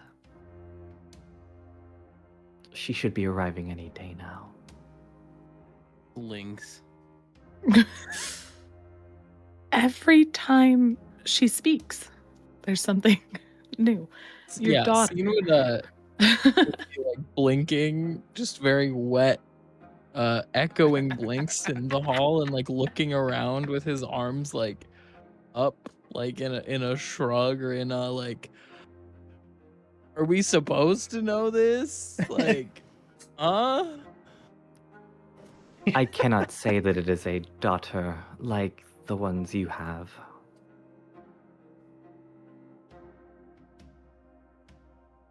I did not birth her. She Yeah, is, 'cause I guess. that makes so much more sense now. Thank you. Let her finish.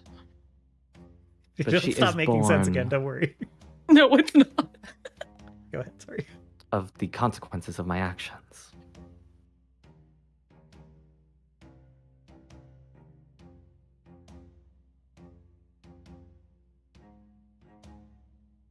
She has been regaining power.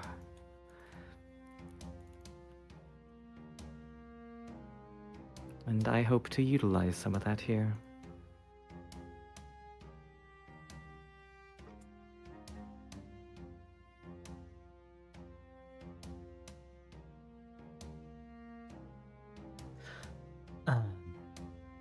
We will welcome this family member of yours when they arrive. When she arrives. She will come in as a tide of blood. And then she will bloom into a beautiful flaming tree.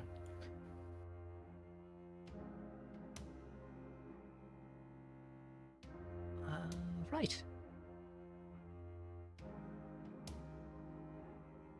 I can't wait to see if that's literal or metaphorical. I think that you'll find that it is quite literal.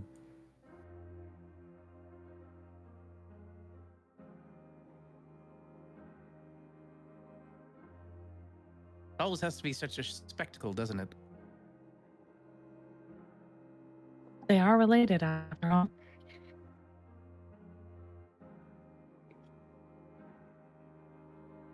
I think that eventually you'll get bored of being so plain. Frankly, plain is fine by me. Not a judge, of course. We expect all kinds in Temel. We'll keep an eye out for this arrival and try to do our best to make sure that our populace is not, once again, terribly horrified by the arrival of your allies.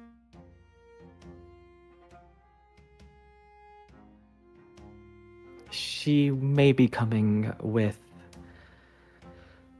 a smattering of her followers as well. I'll not complain. We'll be happy to have them.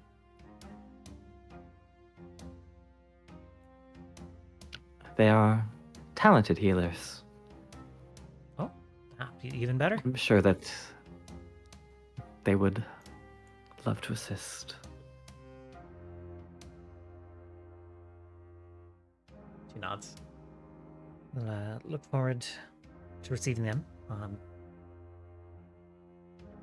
I will have rooms prepared. I get the impression that we'll start. Well, perhaps should build some barracks, some bunkers outside the city. Lots coming and going.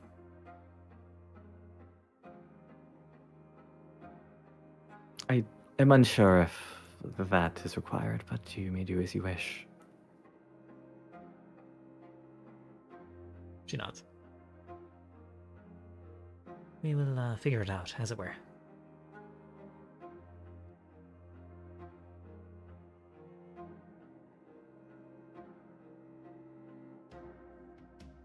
So we need not wait for her arrival for us to depart. Unless you wish to see her bloom.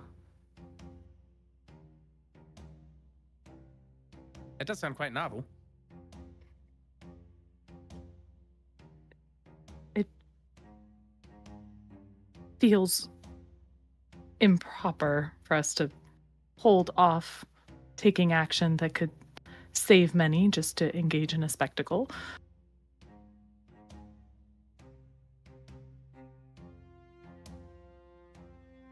Plus, surely she'll keep blooming after we are done with our task. Well, I'm primarily concerned with at least some repairs being made to the arcs, as well as mercenaries.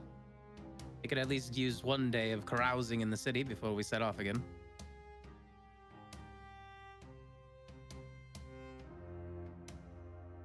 Well, a little Preparatory time is wise, I find.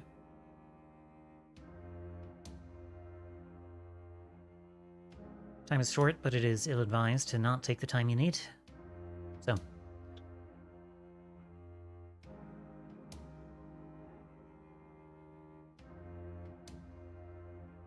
make your preparations, I say.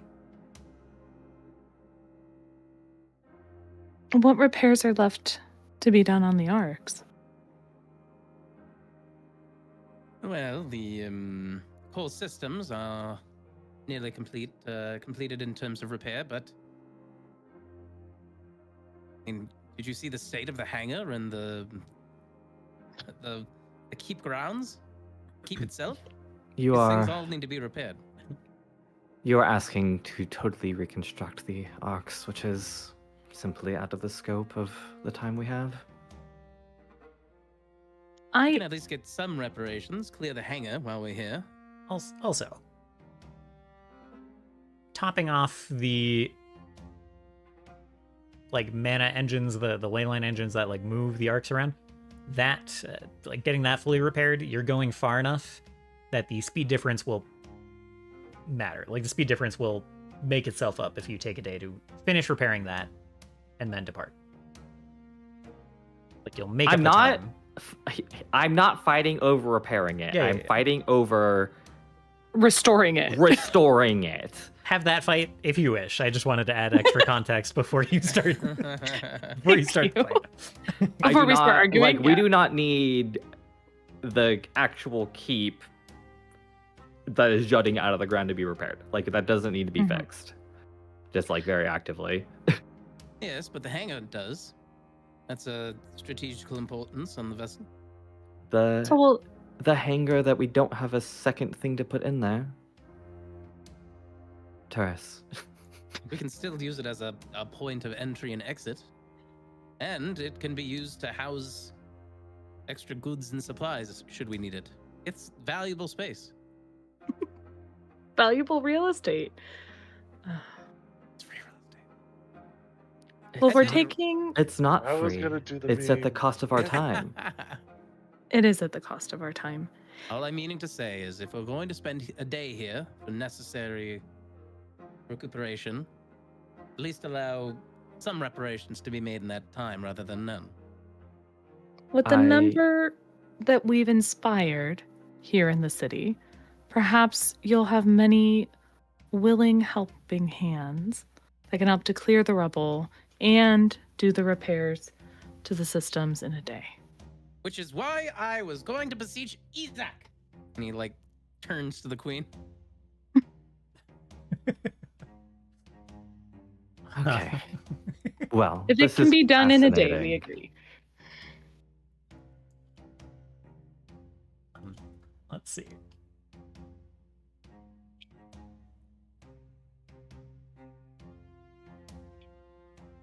Since you have all decided on this, seems that my input here is no longer required.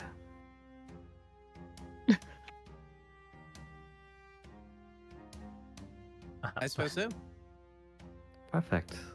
And she, well... Hey,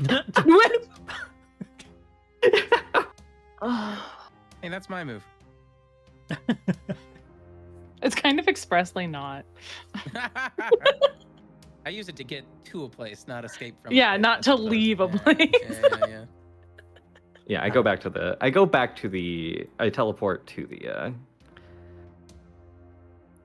arcs. Awesome. The queen starts to say, right, I'll have, and then Isha disappears, and the queen looks over to like where Isha was just standing, just like blinks, shakes her head, looks back to you, Turris. Isaac will be at your disposal? Oh, I'm sure he'll love to get a look at the arcs. Almost certainly.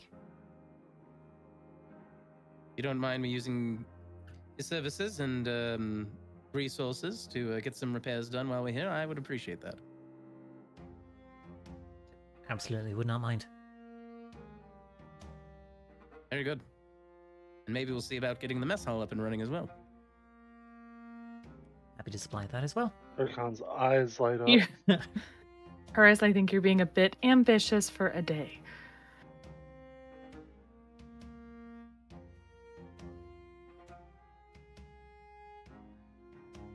Um,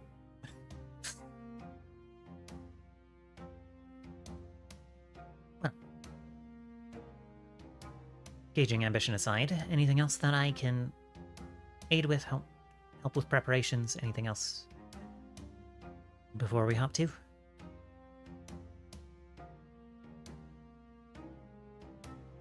I think that's it for me.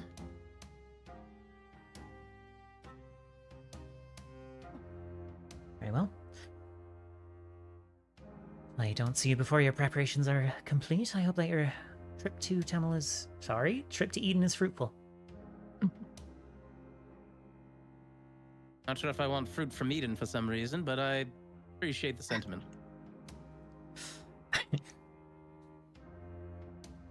Well, it's a shame to not try one of the olives from the... I get your point. Safe journeys. Thank you. Come back soon. Like, Turris will like kind of like quirk his head a little bit. Did that seem like a little more personal than like the normal business that they've been talking about? Um, Or was that just go like ahead a and nicety formality? roll a perception check. Alright.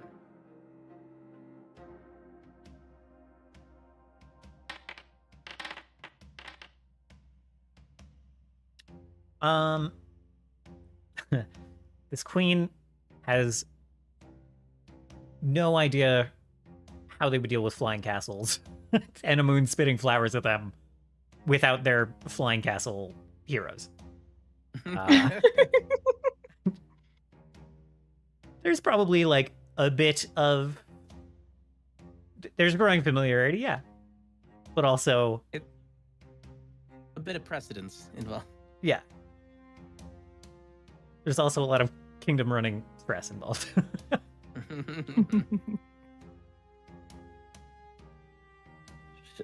We got to get this lady's PR team. It's good. What do you mean? What's that mean? I mean, it is. Just saying. She's just like, racist. Don't worry. They're good.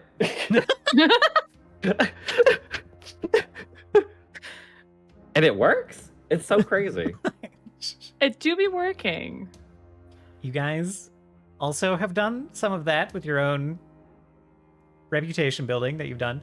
I do think I have failed on the campaign promise of racists to eat and No, slay. stop. What happened is the PR team is good. Okay. The PR team is so fucking good. And we appreciate it. Good. All right. Well, we won't take up any more of your time. Let's head back to the Arks and start on these repairs right away. Indeed. I simply have one thing to pick up in the castle before we go. Oh! Now I can finally get rid of that dreaded water out of the ox as well. Perhaps we can drain it. Wait. Shouldn't take too much work, right? I think we consider it to be something of a feature.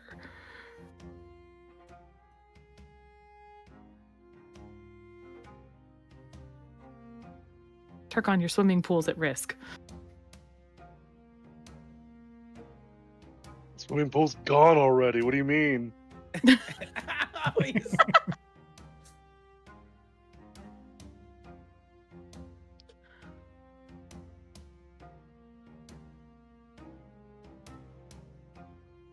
So, you guys depart from the meeting.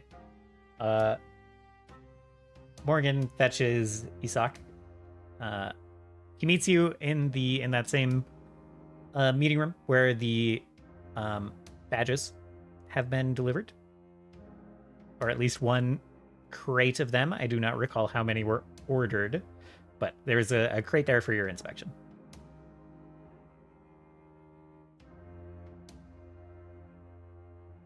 And there's a good... There's quite a few there. There's definitely a variety of quality. As you know, this was put together quickly. I hired a variety of craftspeople to work on this. So there's like 5% of them are stunning. And like you can look at them very close. Again, I don't really know what the specific design of the badge is, but you can look at it very close and the details are very sharp, look very good. On the opposite end, there's a good 20% that look fine from a distance, and then you get them up close and you're like, oh. This isn't really symmetrical. The color's a little off. The lines aren't really straight. You know, all that kind of stuff. And then there's the whole like gamut in between. Some looking like rush jobs, and some looking pretty decent, and some looking quite good. All right. Well, it's going to take some time to sift through those, but a part of the order was like some special like designated badges, if that makes sense, for like that have extra features to them, kind of like yes, how the Oradines are planning on using. And one of the things that I would probably have gotten with like the Orda, either in that conversation or like previously, was like there will be like with the sigils like a bit of a hierarchical designation that you can like pick up on from who's wearing the badge, like how fancy it is. Got it. Those are all in that see. 5% stunning category. Yeah. I was hoping so.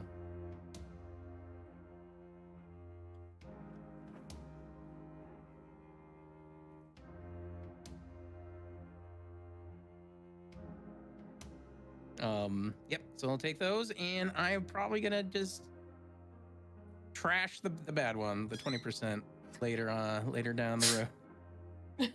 You know, yeah. We're flying over the ocean. He's just like, oh, there goes the crane. Oh, oops! Right out the cleared out. Oh man, there they go. Ah, That's not getting those back. That's how Turkon, the Void help! equipped Turkon, 300 help! Rucholics with badges to box! sneak past security. Yeah, really bad looking. You might as well try to forge rice.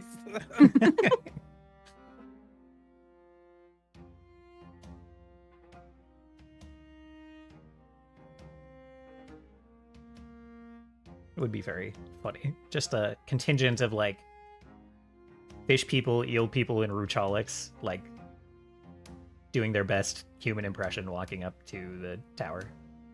You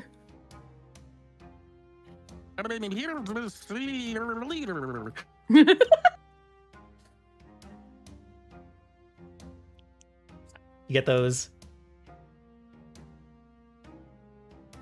I assume? You get those distributed. I think some of them are probably staying in the city, and some of them are going up to the Arcs to fall off the truck later. Yep. Dude, I don't need to roleplay it out. Do normal, mundane, organizational hierarchy structure, yada yada yada. Indeed. I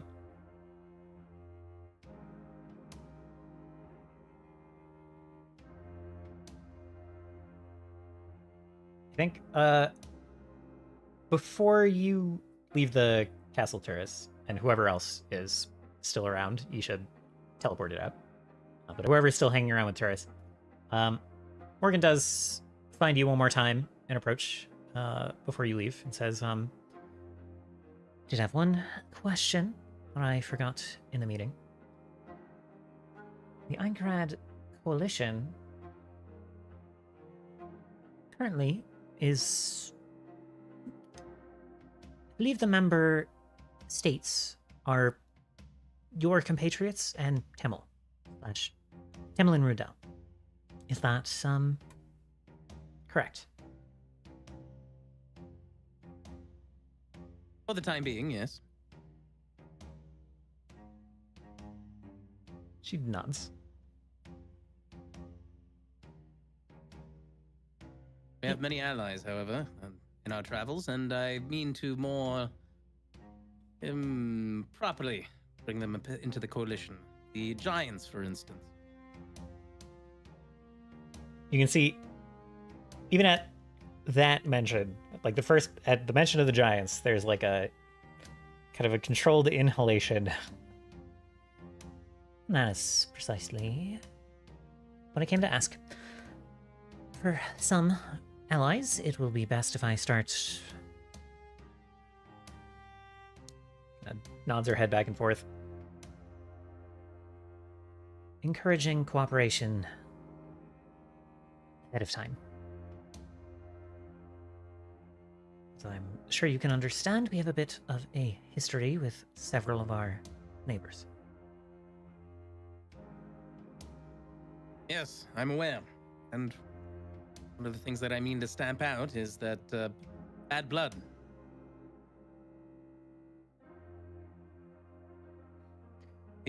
We are fighting a war that goes beyond any nation now. Many of grudges of old need to be put aside for good.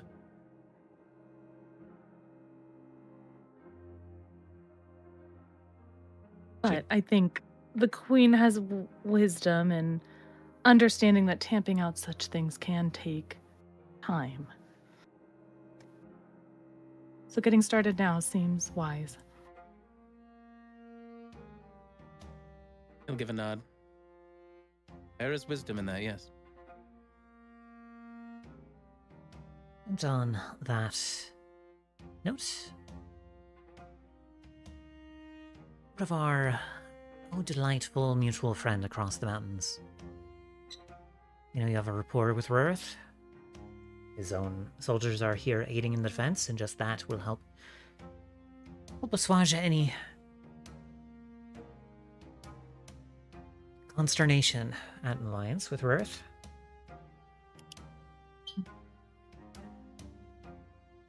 But I am curious if he's on your list, if his ego will allow.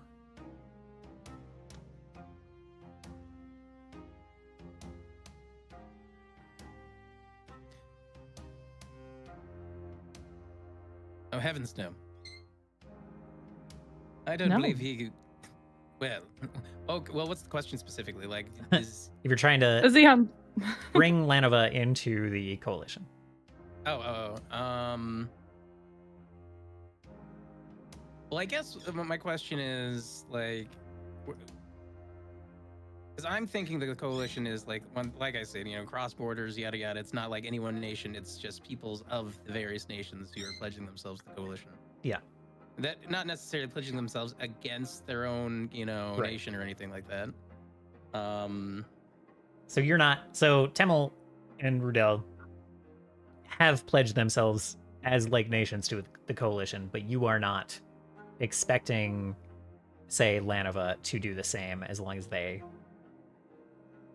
As long as there's some kind of agreement, as long as they like tolerate the coalition and don't like close borders to the coalition, you don't expect them to become like subservient to the coalition.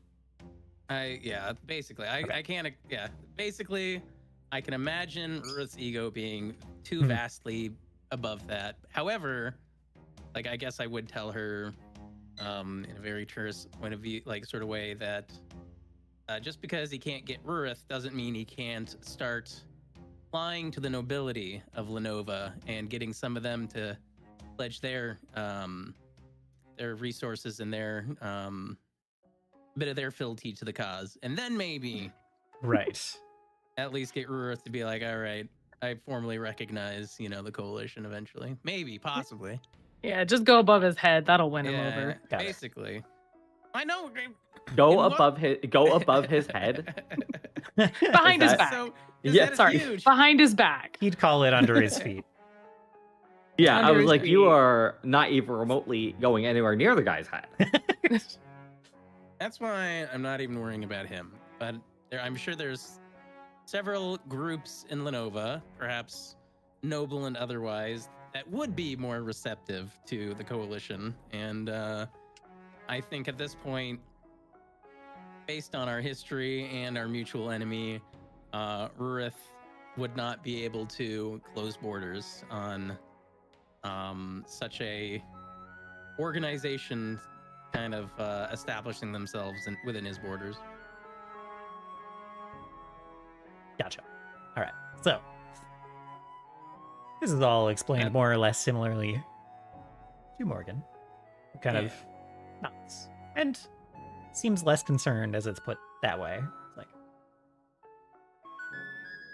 if we are cooperatively working with our neighbors, but not specifically allied with Rorith, perhaps that is for the best. I think that the people of Temel would find that. And she kind of like smiles. It almost threatens to turn into a grin. She's like, I think they would find that most satisfying. There's a little, I see, okay, I see what's going on here. That's really funny.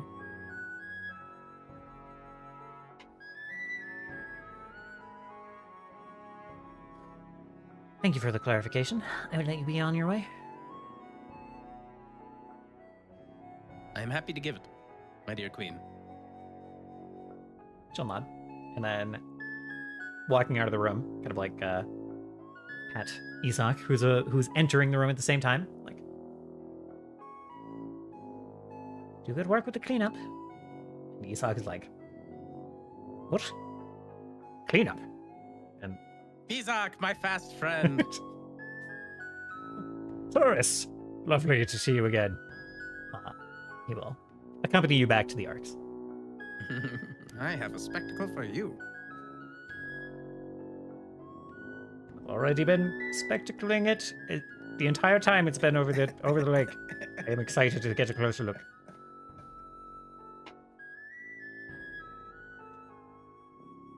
Wondrous. We go. All right. So, the monsters spend the next day or so tending to the repairs. Isak, at his expertise, he just writes a writ of approval,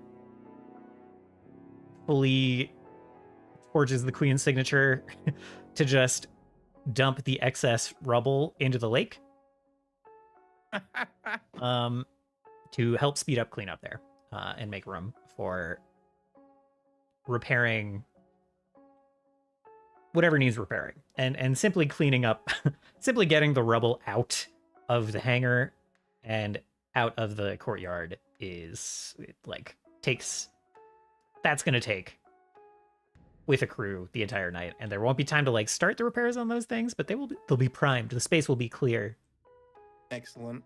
The map will look terrible. I don't know how to make it only partially ruined, so we're just gonna skip that. That's fair.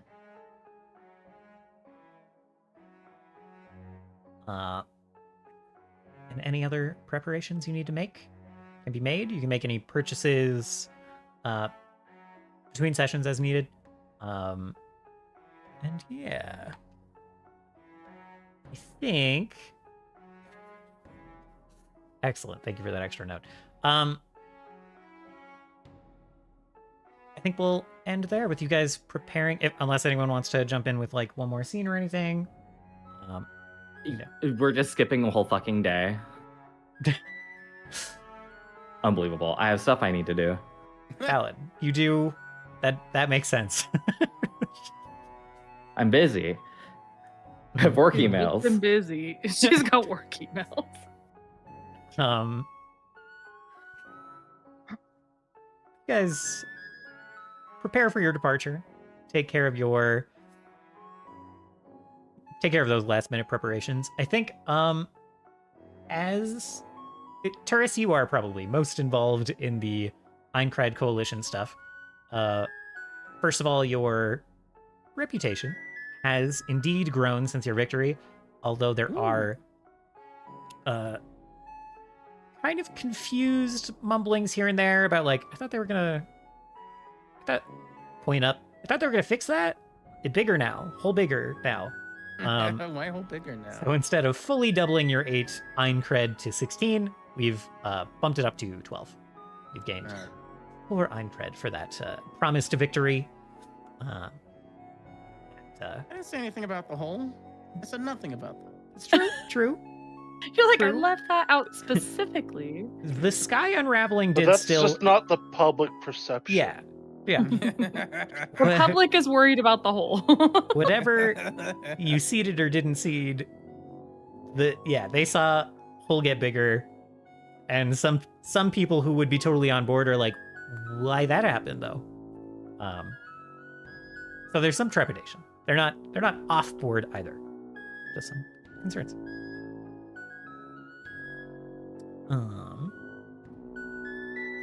Don't worry, I'll PR spin this. It's fine. And you also hear some interesting rumors that I think you were unaware of. Here and there, you catch people talking about how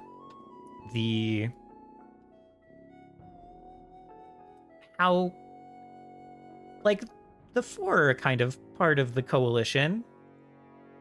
And that like the avatars of the scions of Arcanus and Denala are a part of the coalition. Are leaders of the coalition.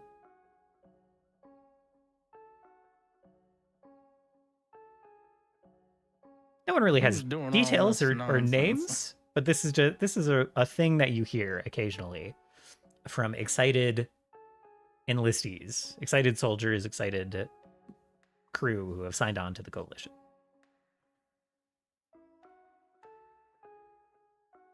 You're talking about me and Steris? The word is spreading somehow, some way.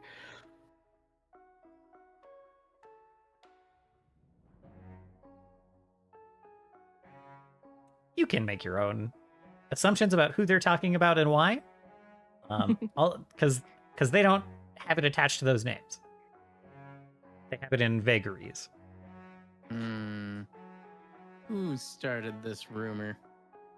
So you see a few people, a few surprise signups of people holding like symbols, wearing symbols of the Four. Denala and Arcanus in particular, but all of the Four signing up. And many of those people are the ones repeating these rumors.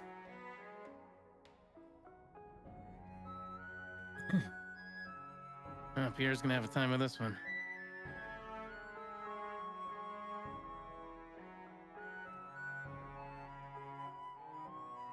We're gonna have to talk about this in home office. Yeah.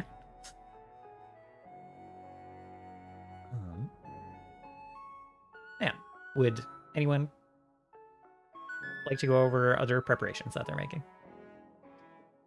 Yes. Yes. Wonderful. I'm waiting for Dravis, and I'm waiting for Evanon. Yeah, they definitely report. They are not.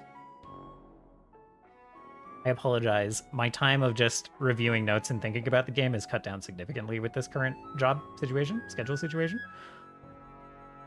They are not the ones that you sent on trial with Mr. Ordine, correct? I want you to. I want to be real with you. The moment Martel became possessed, I immediately decided he was not going to Konnor. Ah, okay. Very well.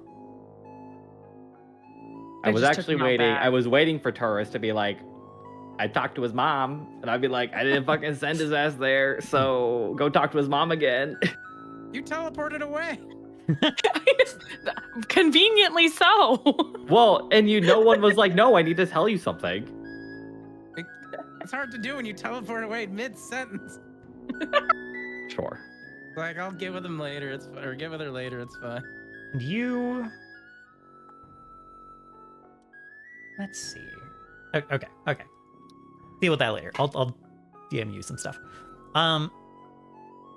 Okay, but yes, Dravis and Evanon, they know that you are in the city. They know that you have returned. They were probably on their way to the castle, and then you teleported. Well, So they it went would have night. been. It takes them like a day to get to the place. Okay. So like they would be just like in the tower, I assume. Okay. And you're right. Dravis also was going on trial. Okay.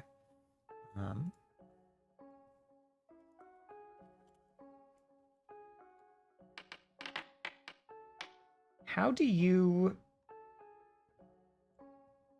think that this went for Dravis? How do you think one of Dravis's gruff demeanor would do in this trial? I fear that Dravis is just a good guy. And the trial is unfortunately very fortunate and very easy for people who have good hearts. There is a level of companionship and loyalty that lies beneath Dravis's pseudo-goth armor. And he does indeed not, at any point in the trial, leave Evanon behind. Leave the companion in this trial behind. And yeah, I think he passes roughly no problem. Addendum, confused the whole time. Yeah, well, he definitely just like got to the stairs and started walking up it, and then like just skipped all the lore too. So it's fine. It's probably also true. Just accidentally. Just accidentally got to the last step first and was like, yeah, okay, this is easy. What the? It is so What kind- easy. Just get to the what last kind of- step first. What kind of asshole fails this? And then Yeah. yeah, so it's pretty.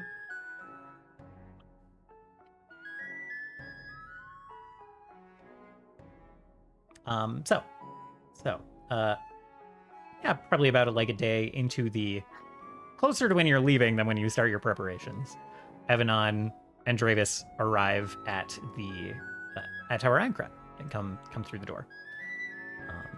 And we'll find you wherever you are resting to report his success.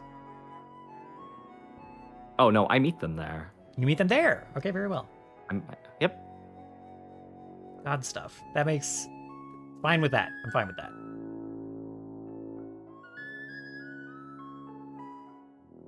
I think you can just be in your. At any time, you can simultaneously be in your holy city. Oh no, I meet them at the tower. Oh, okay. They're at the tower. I'm meeting them there at the tower. Also They're makes like sense, I coming up the guess. steps. They're like coming up the valley. Yeah. You know.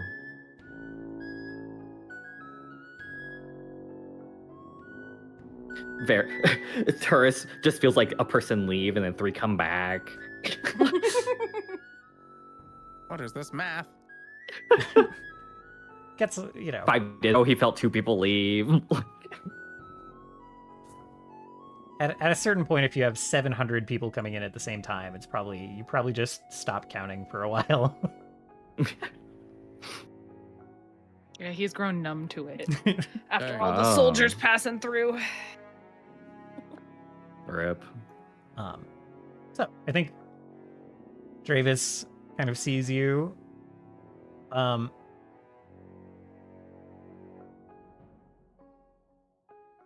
I think he will.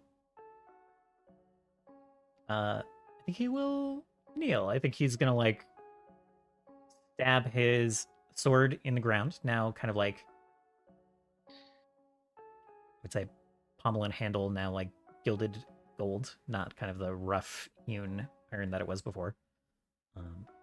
I think he'll kind of kneel down and like bow his head, and he'll say, "My sword was yours before, but I pledge it to your cause now."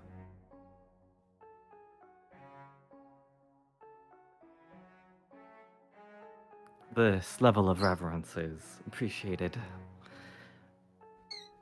but not necessary. I accept your blade. So nod. think he'll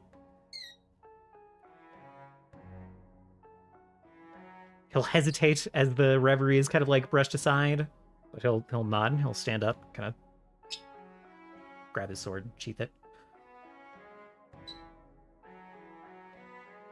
I hope it wasn't too bad. She like motions toward Evanon to like give her the tablet. Like, Yeah, she'll walk forward, hand it over. Say, I don't know how. Quite how we breezed through all of it, but so we did.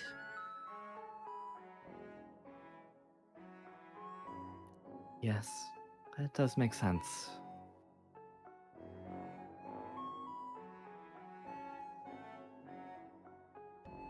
Took me forever to read everything, and then this.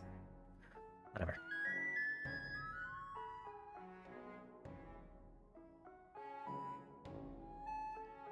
Well, do we know? Well, let us get out of the courtyard and we can go find Cilia. I'll nod and follow. You'll find Acilio before too long. She spends a lot of time. If she's not performing a particular task, she spends a lot of time in the courtyard at Tower Aincrad as well, I think. So probably return there pretty quickly. And that's where you'll find her.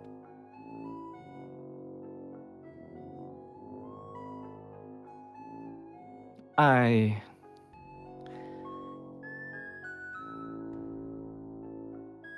rest of them. She's like, there's two of you missing.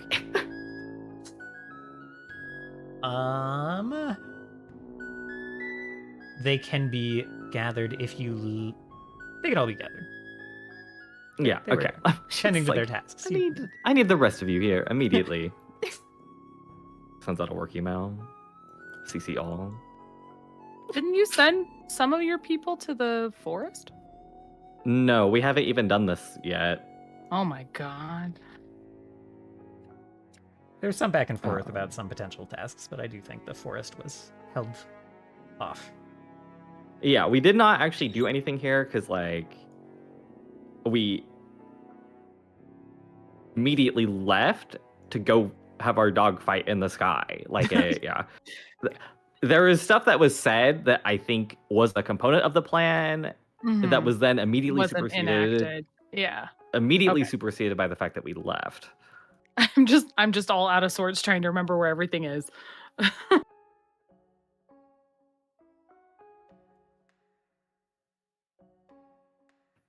You will all be staying in Songel.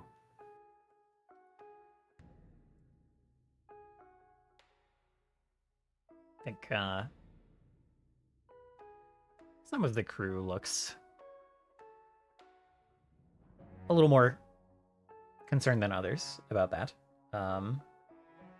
Probably Acilian. No, she can kind of get where she needs to go. I think Dravis, maybe. Newest one, he'll look the most confused. He'll be like,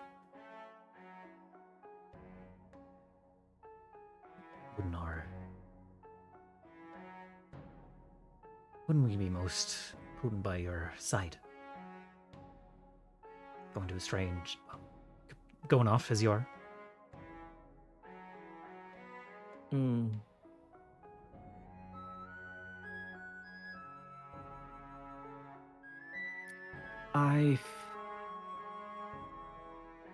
How do I explain?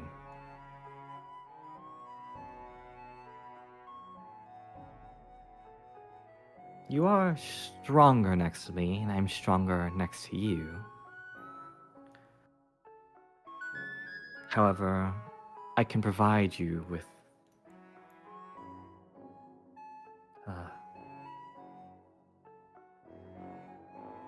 all you need from anywhere.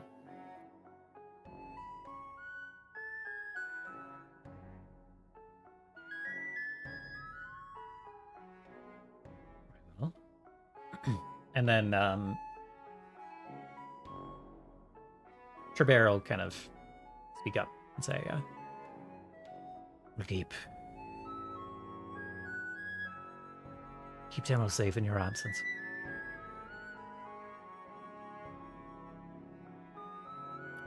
Yes, no.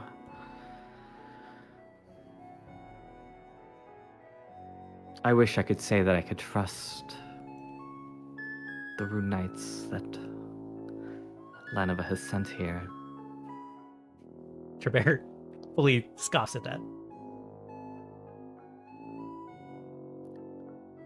However, I simply can't say I do. That's wise, I'd say.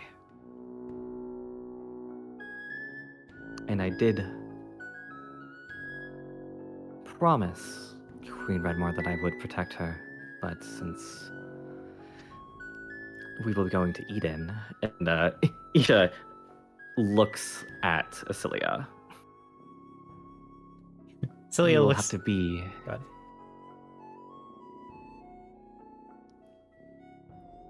my representatives here to keep true to my promise. They all nod. I think Celia says, I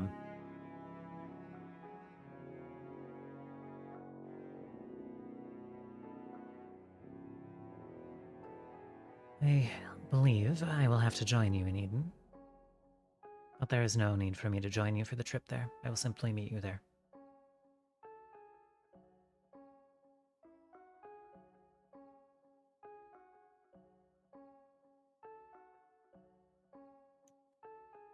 That does make sense. And since I have you here, you have returned the sun to me, which I am thankful for.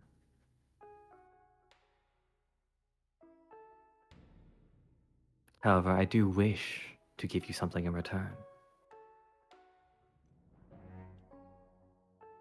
Celia kind of takes a sort of uncomfortable breath and says, To me, Asilia, or...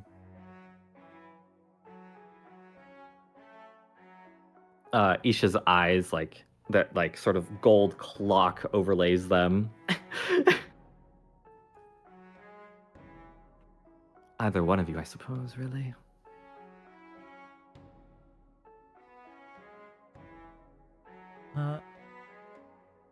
Yeah, her eyes will flash that much more vibrant green.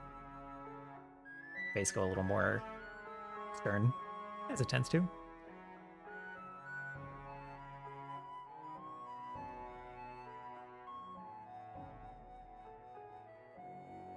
You are the first to repent, and for that you deserve something. I don't believe that Kaon can be saved.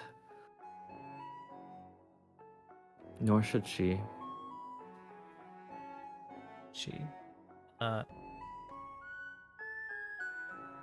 furrows her brow, looking surprised.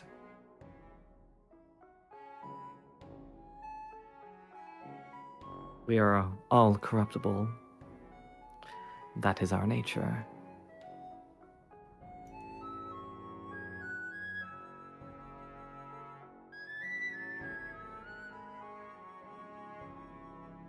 But something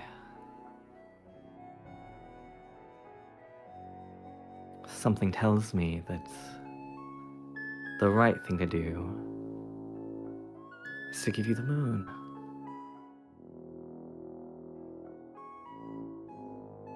And you wish to watch over this place. Is there not a better vantage point?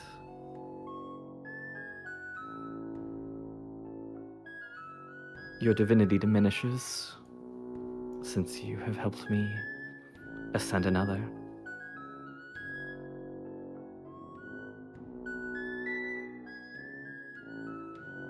that brow furrow kind of like deepens, and then she closes her eyes and like swallows.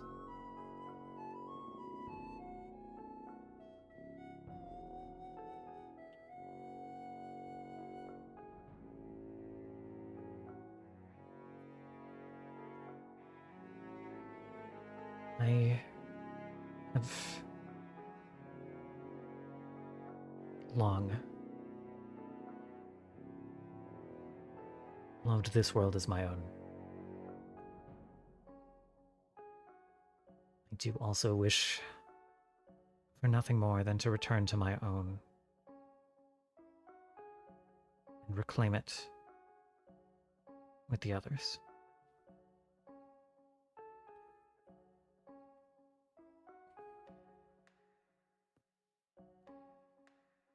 I don't know if I can do that.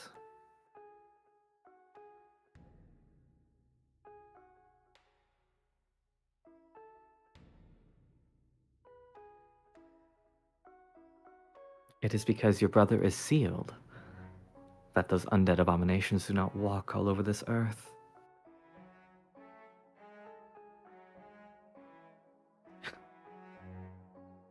Brow furrow pinches. And you are the one keeping him sealed.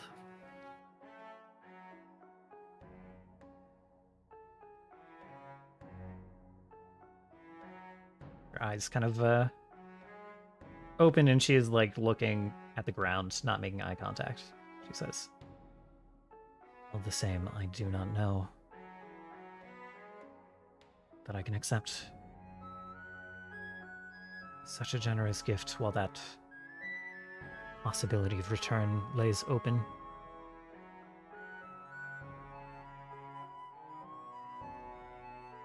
We have never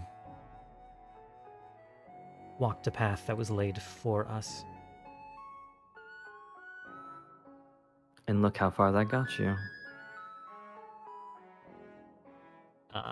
Eyes flick to you now, and there is like a fire in them. The green almost like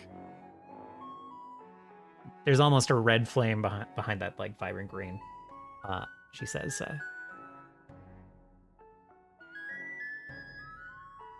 I'm all too aware of the dangers of walking a path that one has set before you. I understand your trepidation, but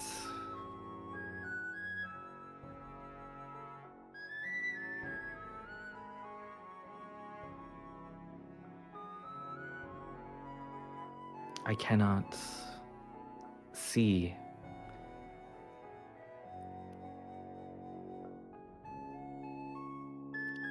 the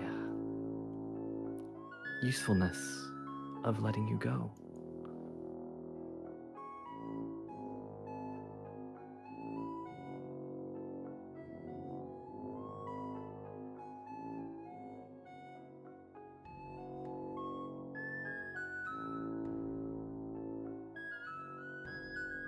all the same. You wish to unseal the rest of them.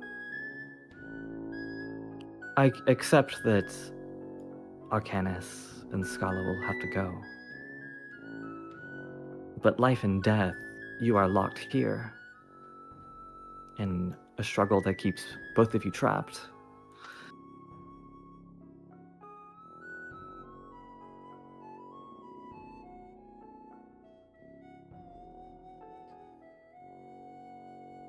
We are not. You say you do not see the usefulness in letting me go. We are not yours to keep. You aren't. That's true.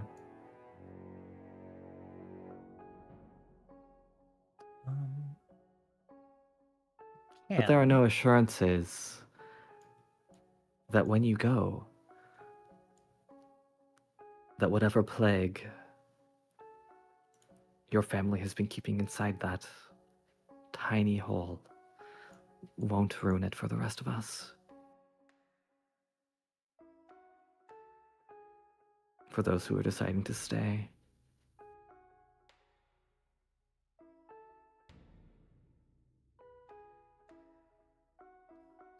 And I think she'll break that intense eye contact. Go ahead and roll, if you would like, a diplomacy check.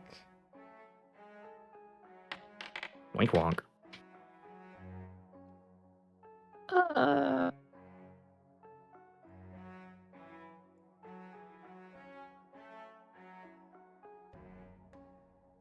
Why not?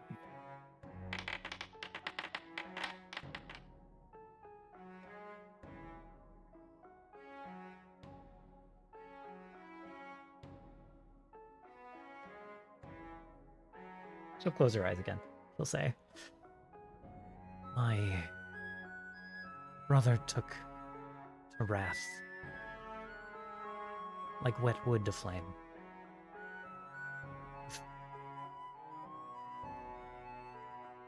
Smoke and spits and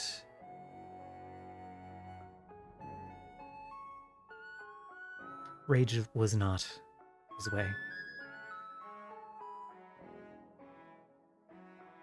Until it fully consumed him. If I cannot turn him from it, I will not doom this place to him. I give you my word on that. If I cannot return him home, then gratefully I will accept your offer and watch over this place that I love."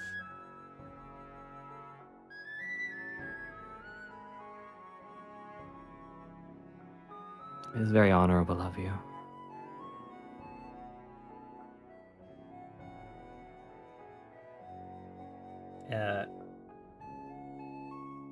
With those words, she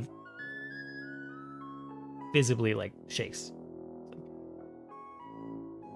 Being honorable is the only way I can honor him in his absence.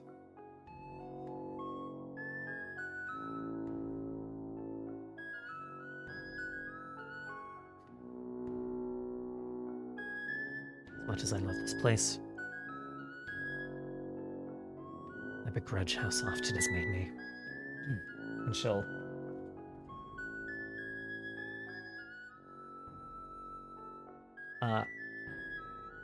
you probably realized, attached to time as you are, but she fully, this goddess of life with no arcane ability, had cast time stop for the duration of this conversation. Yes. And she will end that and snap back to Asilia with the rest of those gathered here, not privy to what was said. So now that we're all appraised to the situation, I'm sorry, Dravis, that you have just succeeded, and now we must part ways temporarily. But we'll be back, I promise you. It is not a bad fate to protect my home.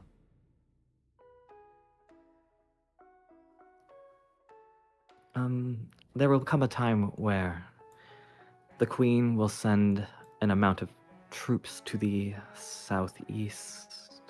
Yeah, southeast. There are ruins there. I do expect some of you to go. At least 2 of you to keep each other safe. You can choose between all of you. A few of them kind of look at Dravis, and he kind of glances around, and he's like, In the woods.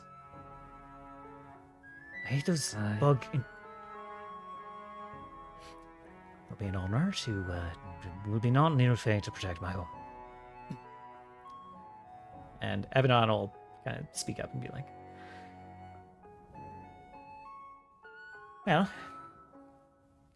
I heard that there's some mysteries over that way. I'd be happy to keep tabs on them. Thank you both. Evanon nods, and Dravis grumbles an affirmative.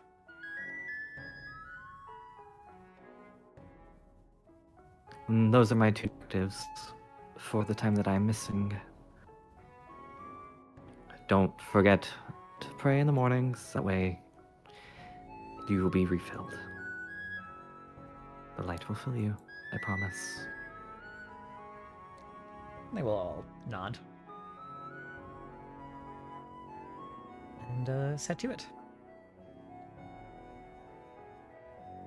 Yeah, I guess Turris is repairing the crystal. We all walk out at the same time.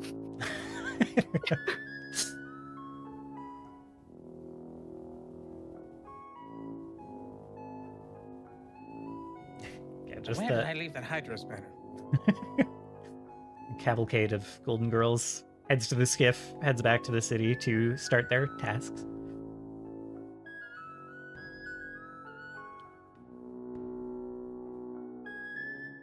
Yeah, Isha is still holding this giant fucking tablet, by the way.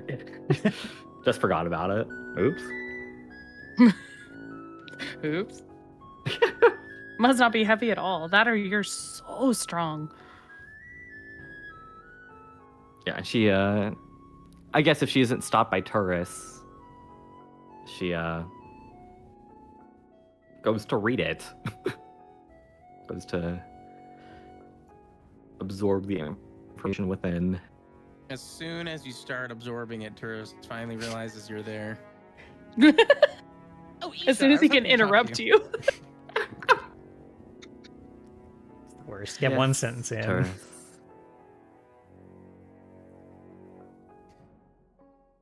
I spoke to De Leon today, and was quite curious about the fate of her dear errant son that apparently went away for some sort of judgment.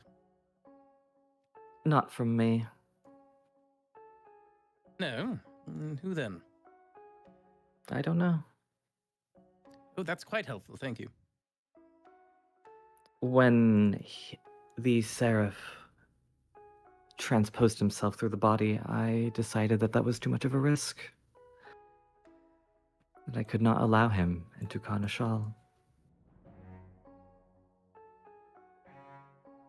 I understand that discretion. So I assume that he is, since I did not take him, that he is still within the dungeon.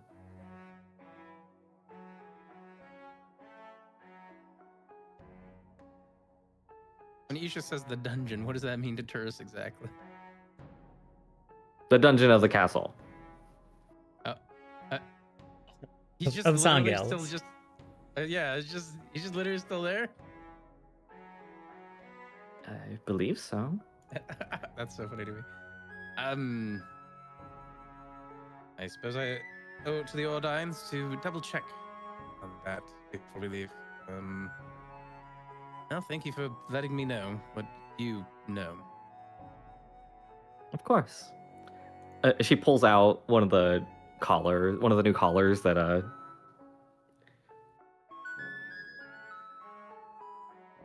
Luca has been working on. And if you don't mind, could you just put this on him and just see what it's like? See if it fits. Turris is insanely tempted by that, actually, just for the science of it. This is the one that hopefully blocks divine magic as well.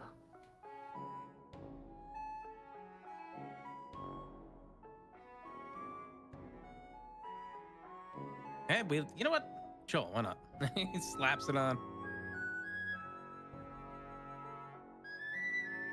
Oh, not on you. Just put that in your bag, and then when you go check on... He's like about to put it on, and he's just like, no. She's like, oh no. As Turris's eyes grow a little dim with the proximity of the collar, as the divine magic responsible for enacting the soul in the tower comes into interference with the collar. Near-death that's a experience. Yeah, your tower fell asleep. Got all tingly. Oh, as a matter of fact, I shan't do that again. Sticks it in the bag.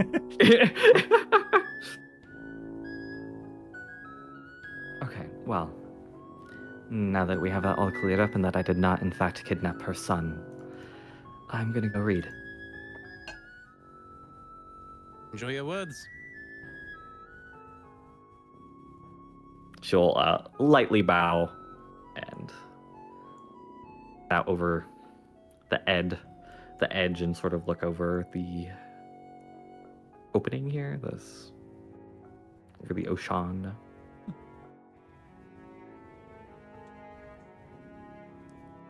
Ocean's a little far away, right? Well, you can see it in the distance. You can see it down the. I can see in the distance. Yeah. I can glue my telescope to my eyes. That's fine. Yeah. Yeah. And that is where we'll end it with you looking out over this landscape that now shines even more brightly in the sun. This nation dedicating itself to you and the cause of your companions so quickly. And the veil being torn away here so that it will get the brightest sun, brighter even than the deserts across the sea, though a little less scorching perhaps. And we'll pick it up with your departure toward Eden next week. Glad I didn't prep a bunch of stuff around here. Oh no. Who would do that? I mean, literally, I have not had the time to, like, do let's just prep everything they might do. So this works great. That's fine. Oh, that wasn't sarcasm. That Yeah, was like, genuine. actually, It is literally, fine. Great. If it makes you feel any better, we can use a lot of time next week with Turris playing Where in the World is Martel Oradine. True. I'll have to come up with a reason why it makes sense that I was confused about this. So, we'll see how that goes. I know why you were confused. It's because I've been talking about it for months. Uh-huh. And then you were like, what if I just made it not viable to you? And I was like, LXNA on the trial XNA. Well, now what I more mean is I have to figure out why DeLeon is confused. I know why. She's a distant mom and she hates her son. That's valid. It I all could probably works let out it in be the that story. simple. He I is. can't wait to have that conversation with her, actually. I did Very funny tell to me. her about it because there was like a part where we're all together and I was like, actually this isn't like a viable course of action anymore. And she was like, oh, what a relief. And I was like, I don't know if for Yeah. me. leaving him to the justice of. I don't know. I think she'd be concerned. But yeah. She was. Absolutely.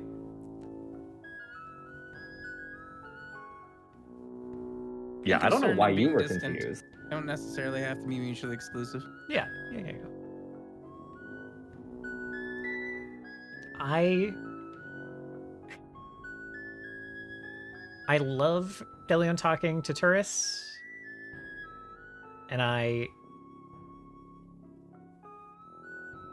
do not feel like I am representing her emotions about things very well with all of Turris's very positive, hopeful talk. But I love them talking. I found it fun.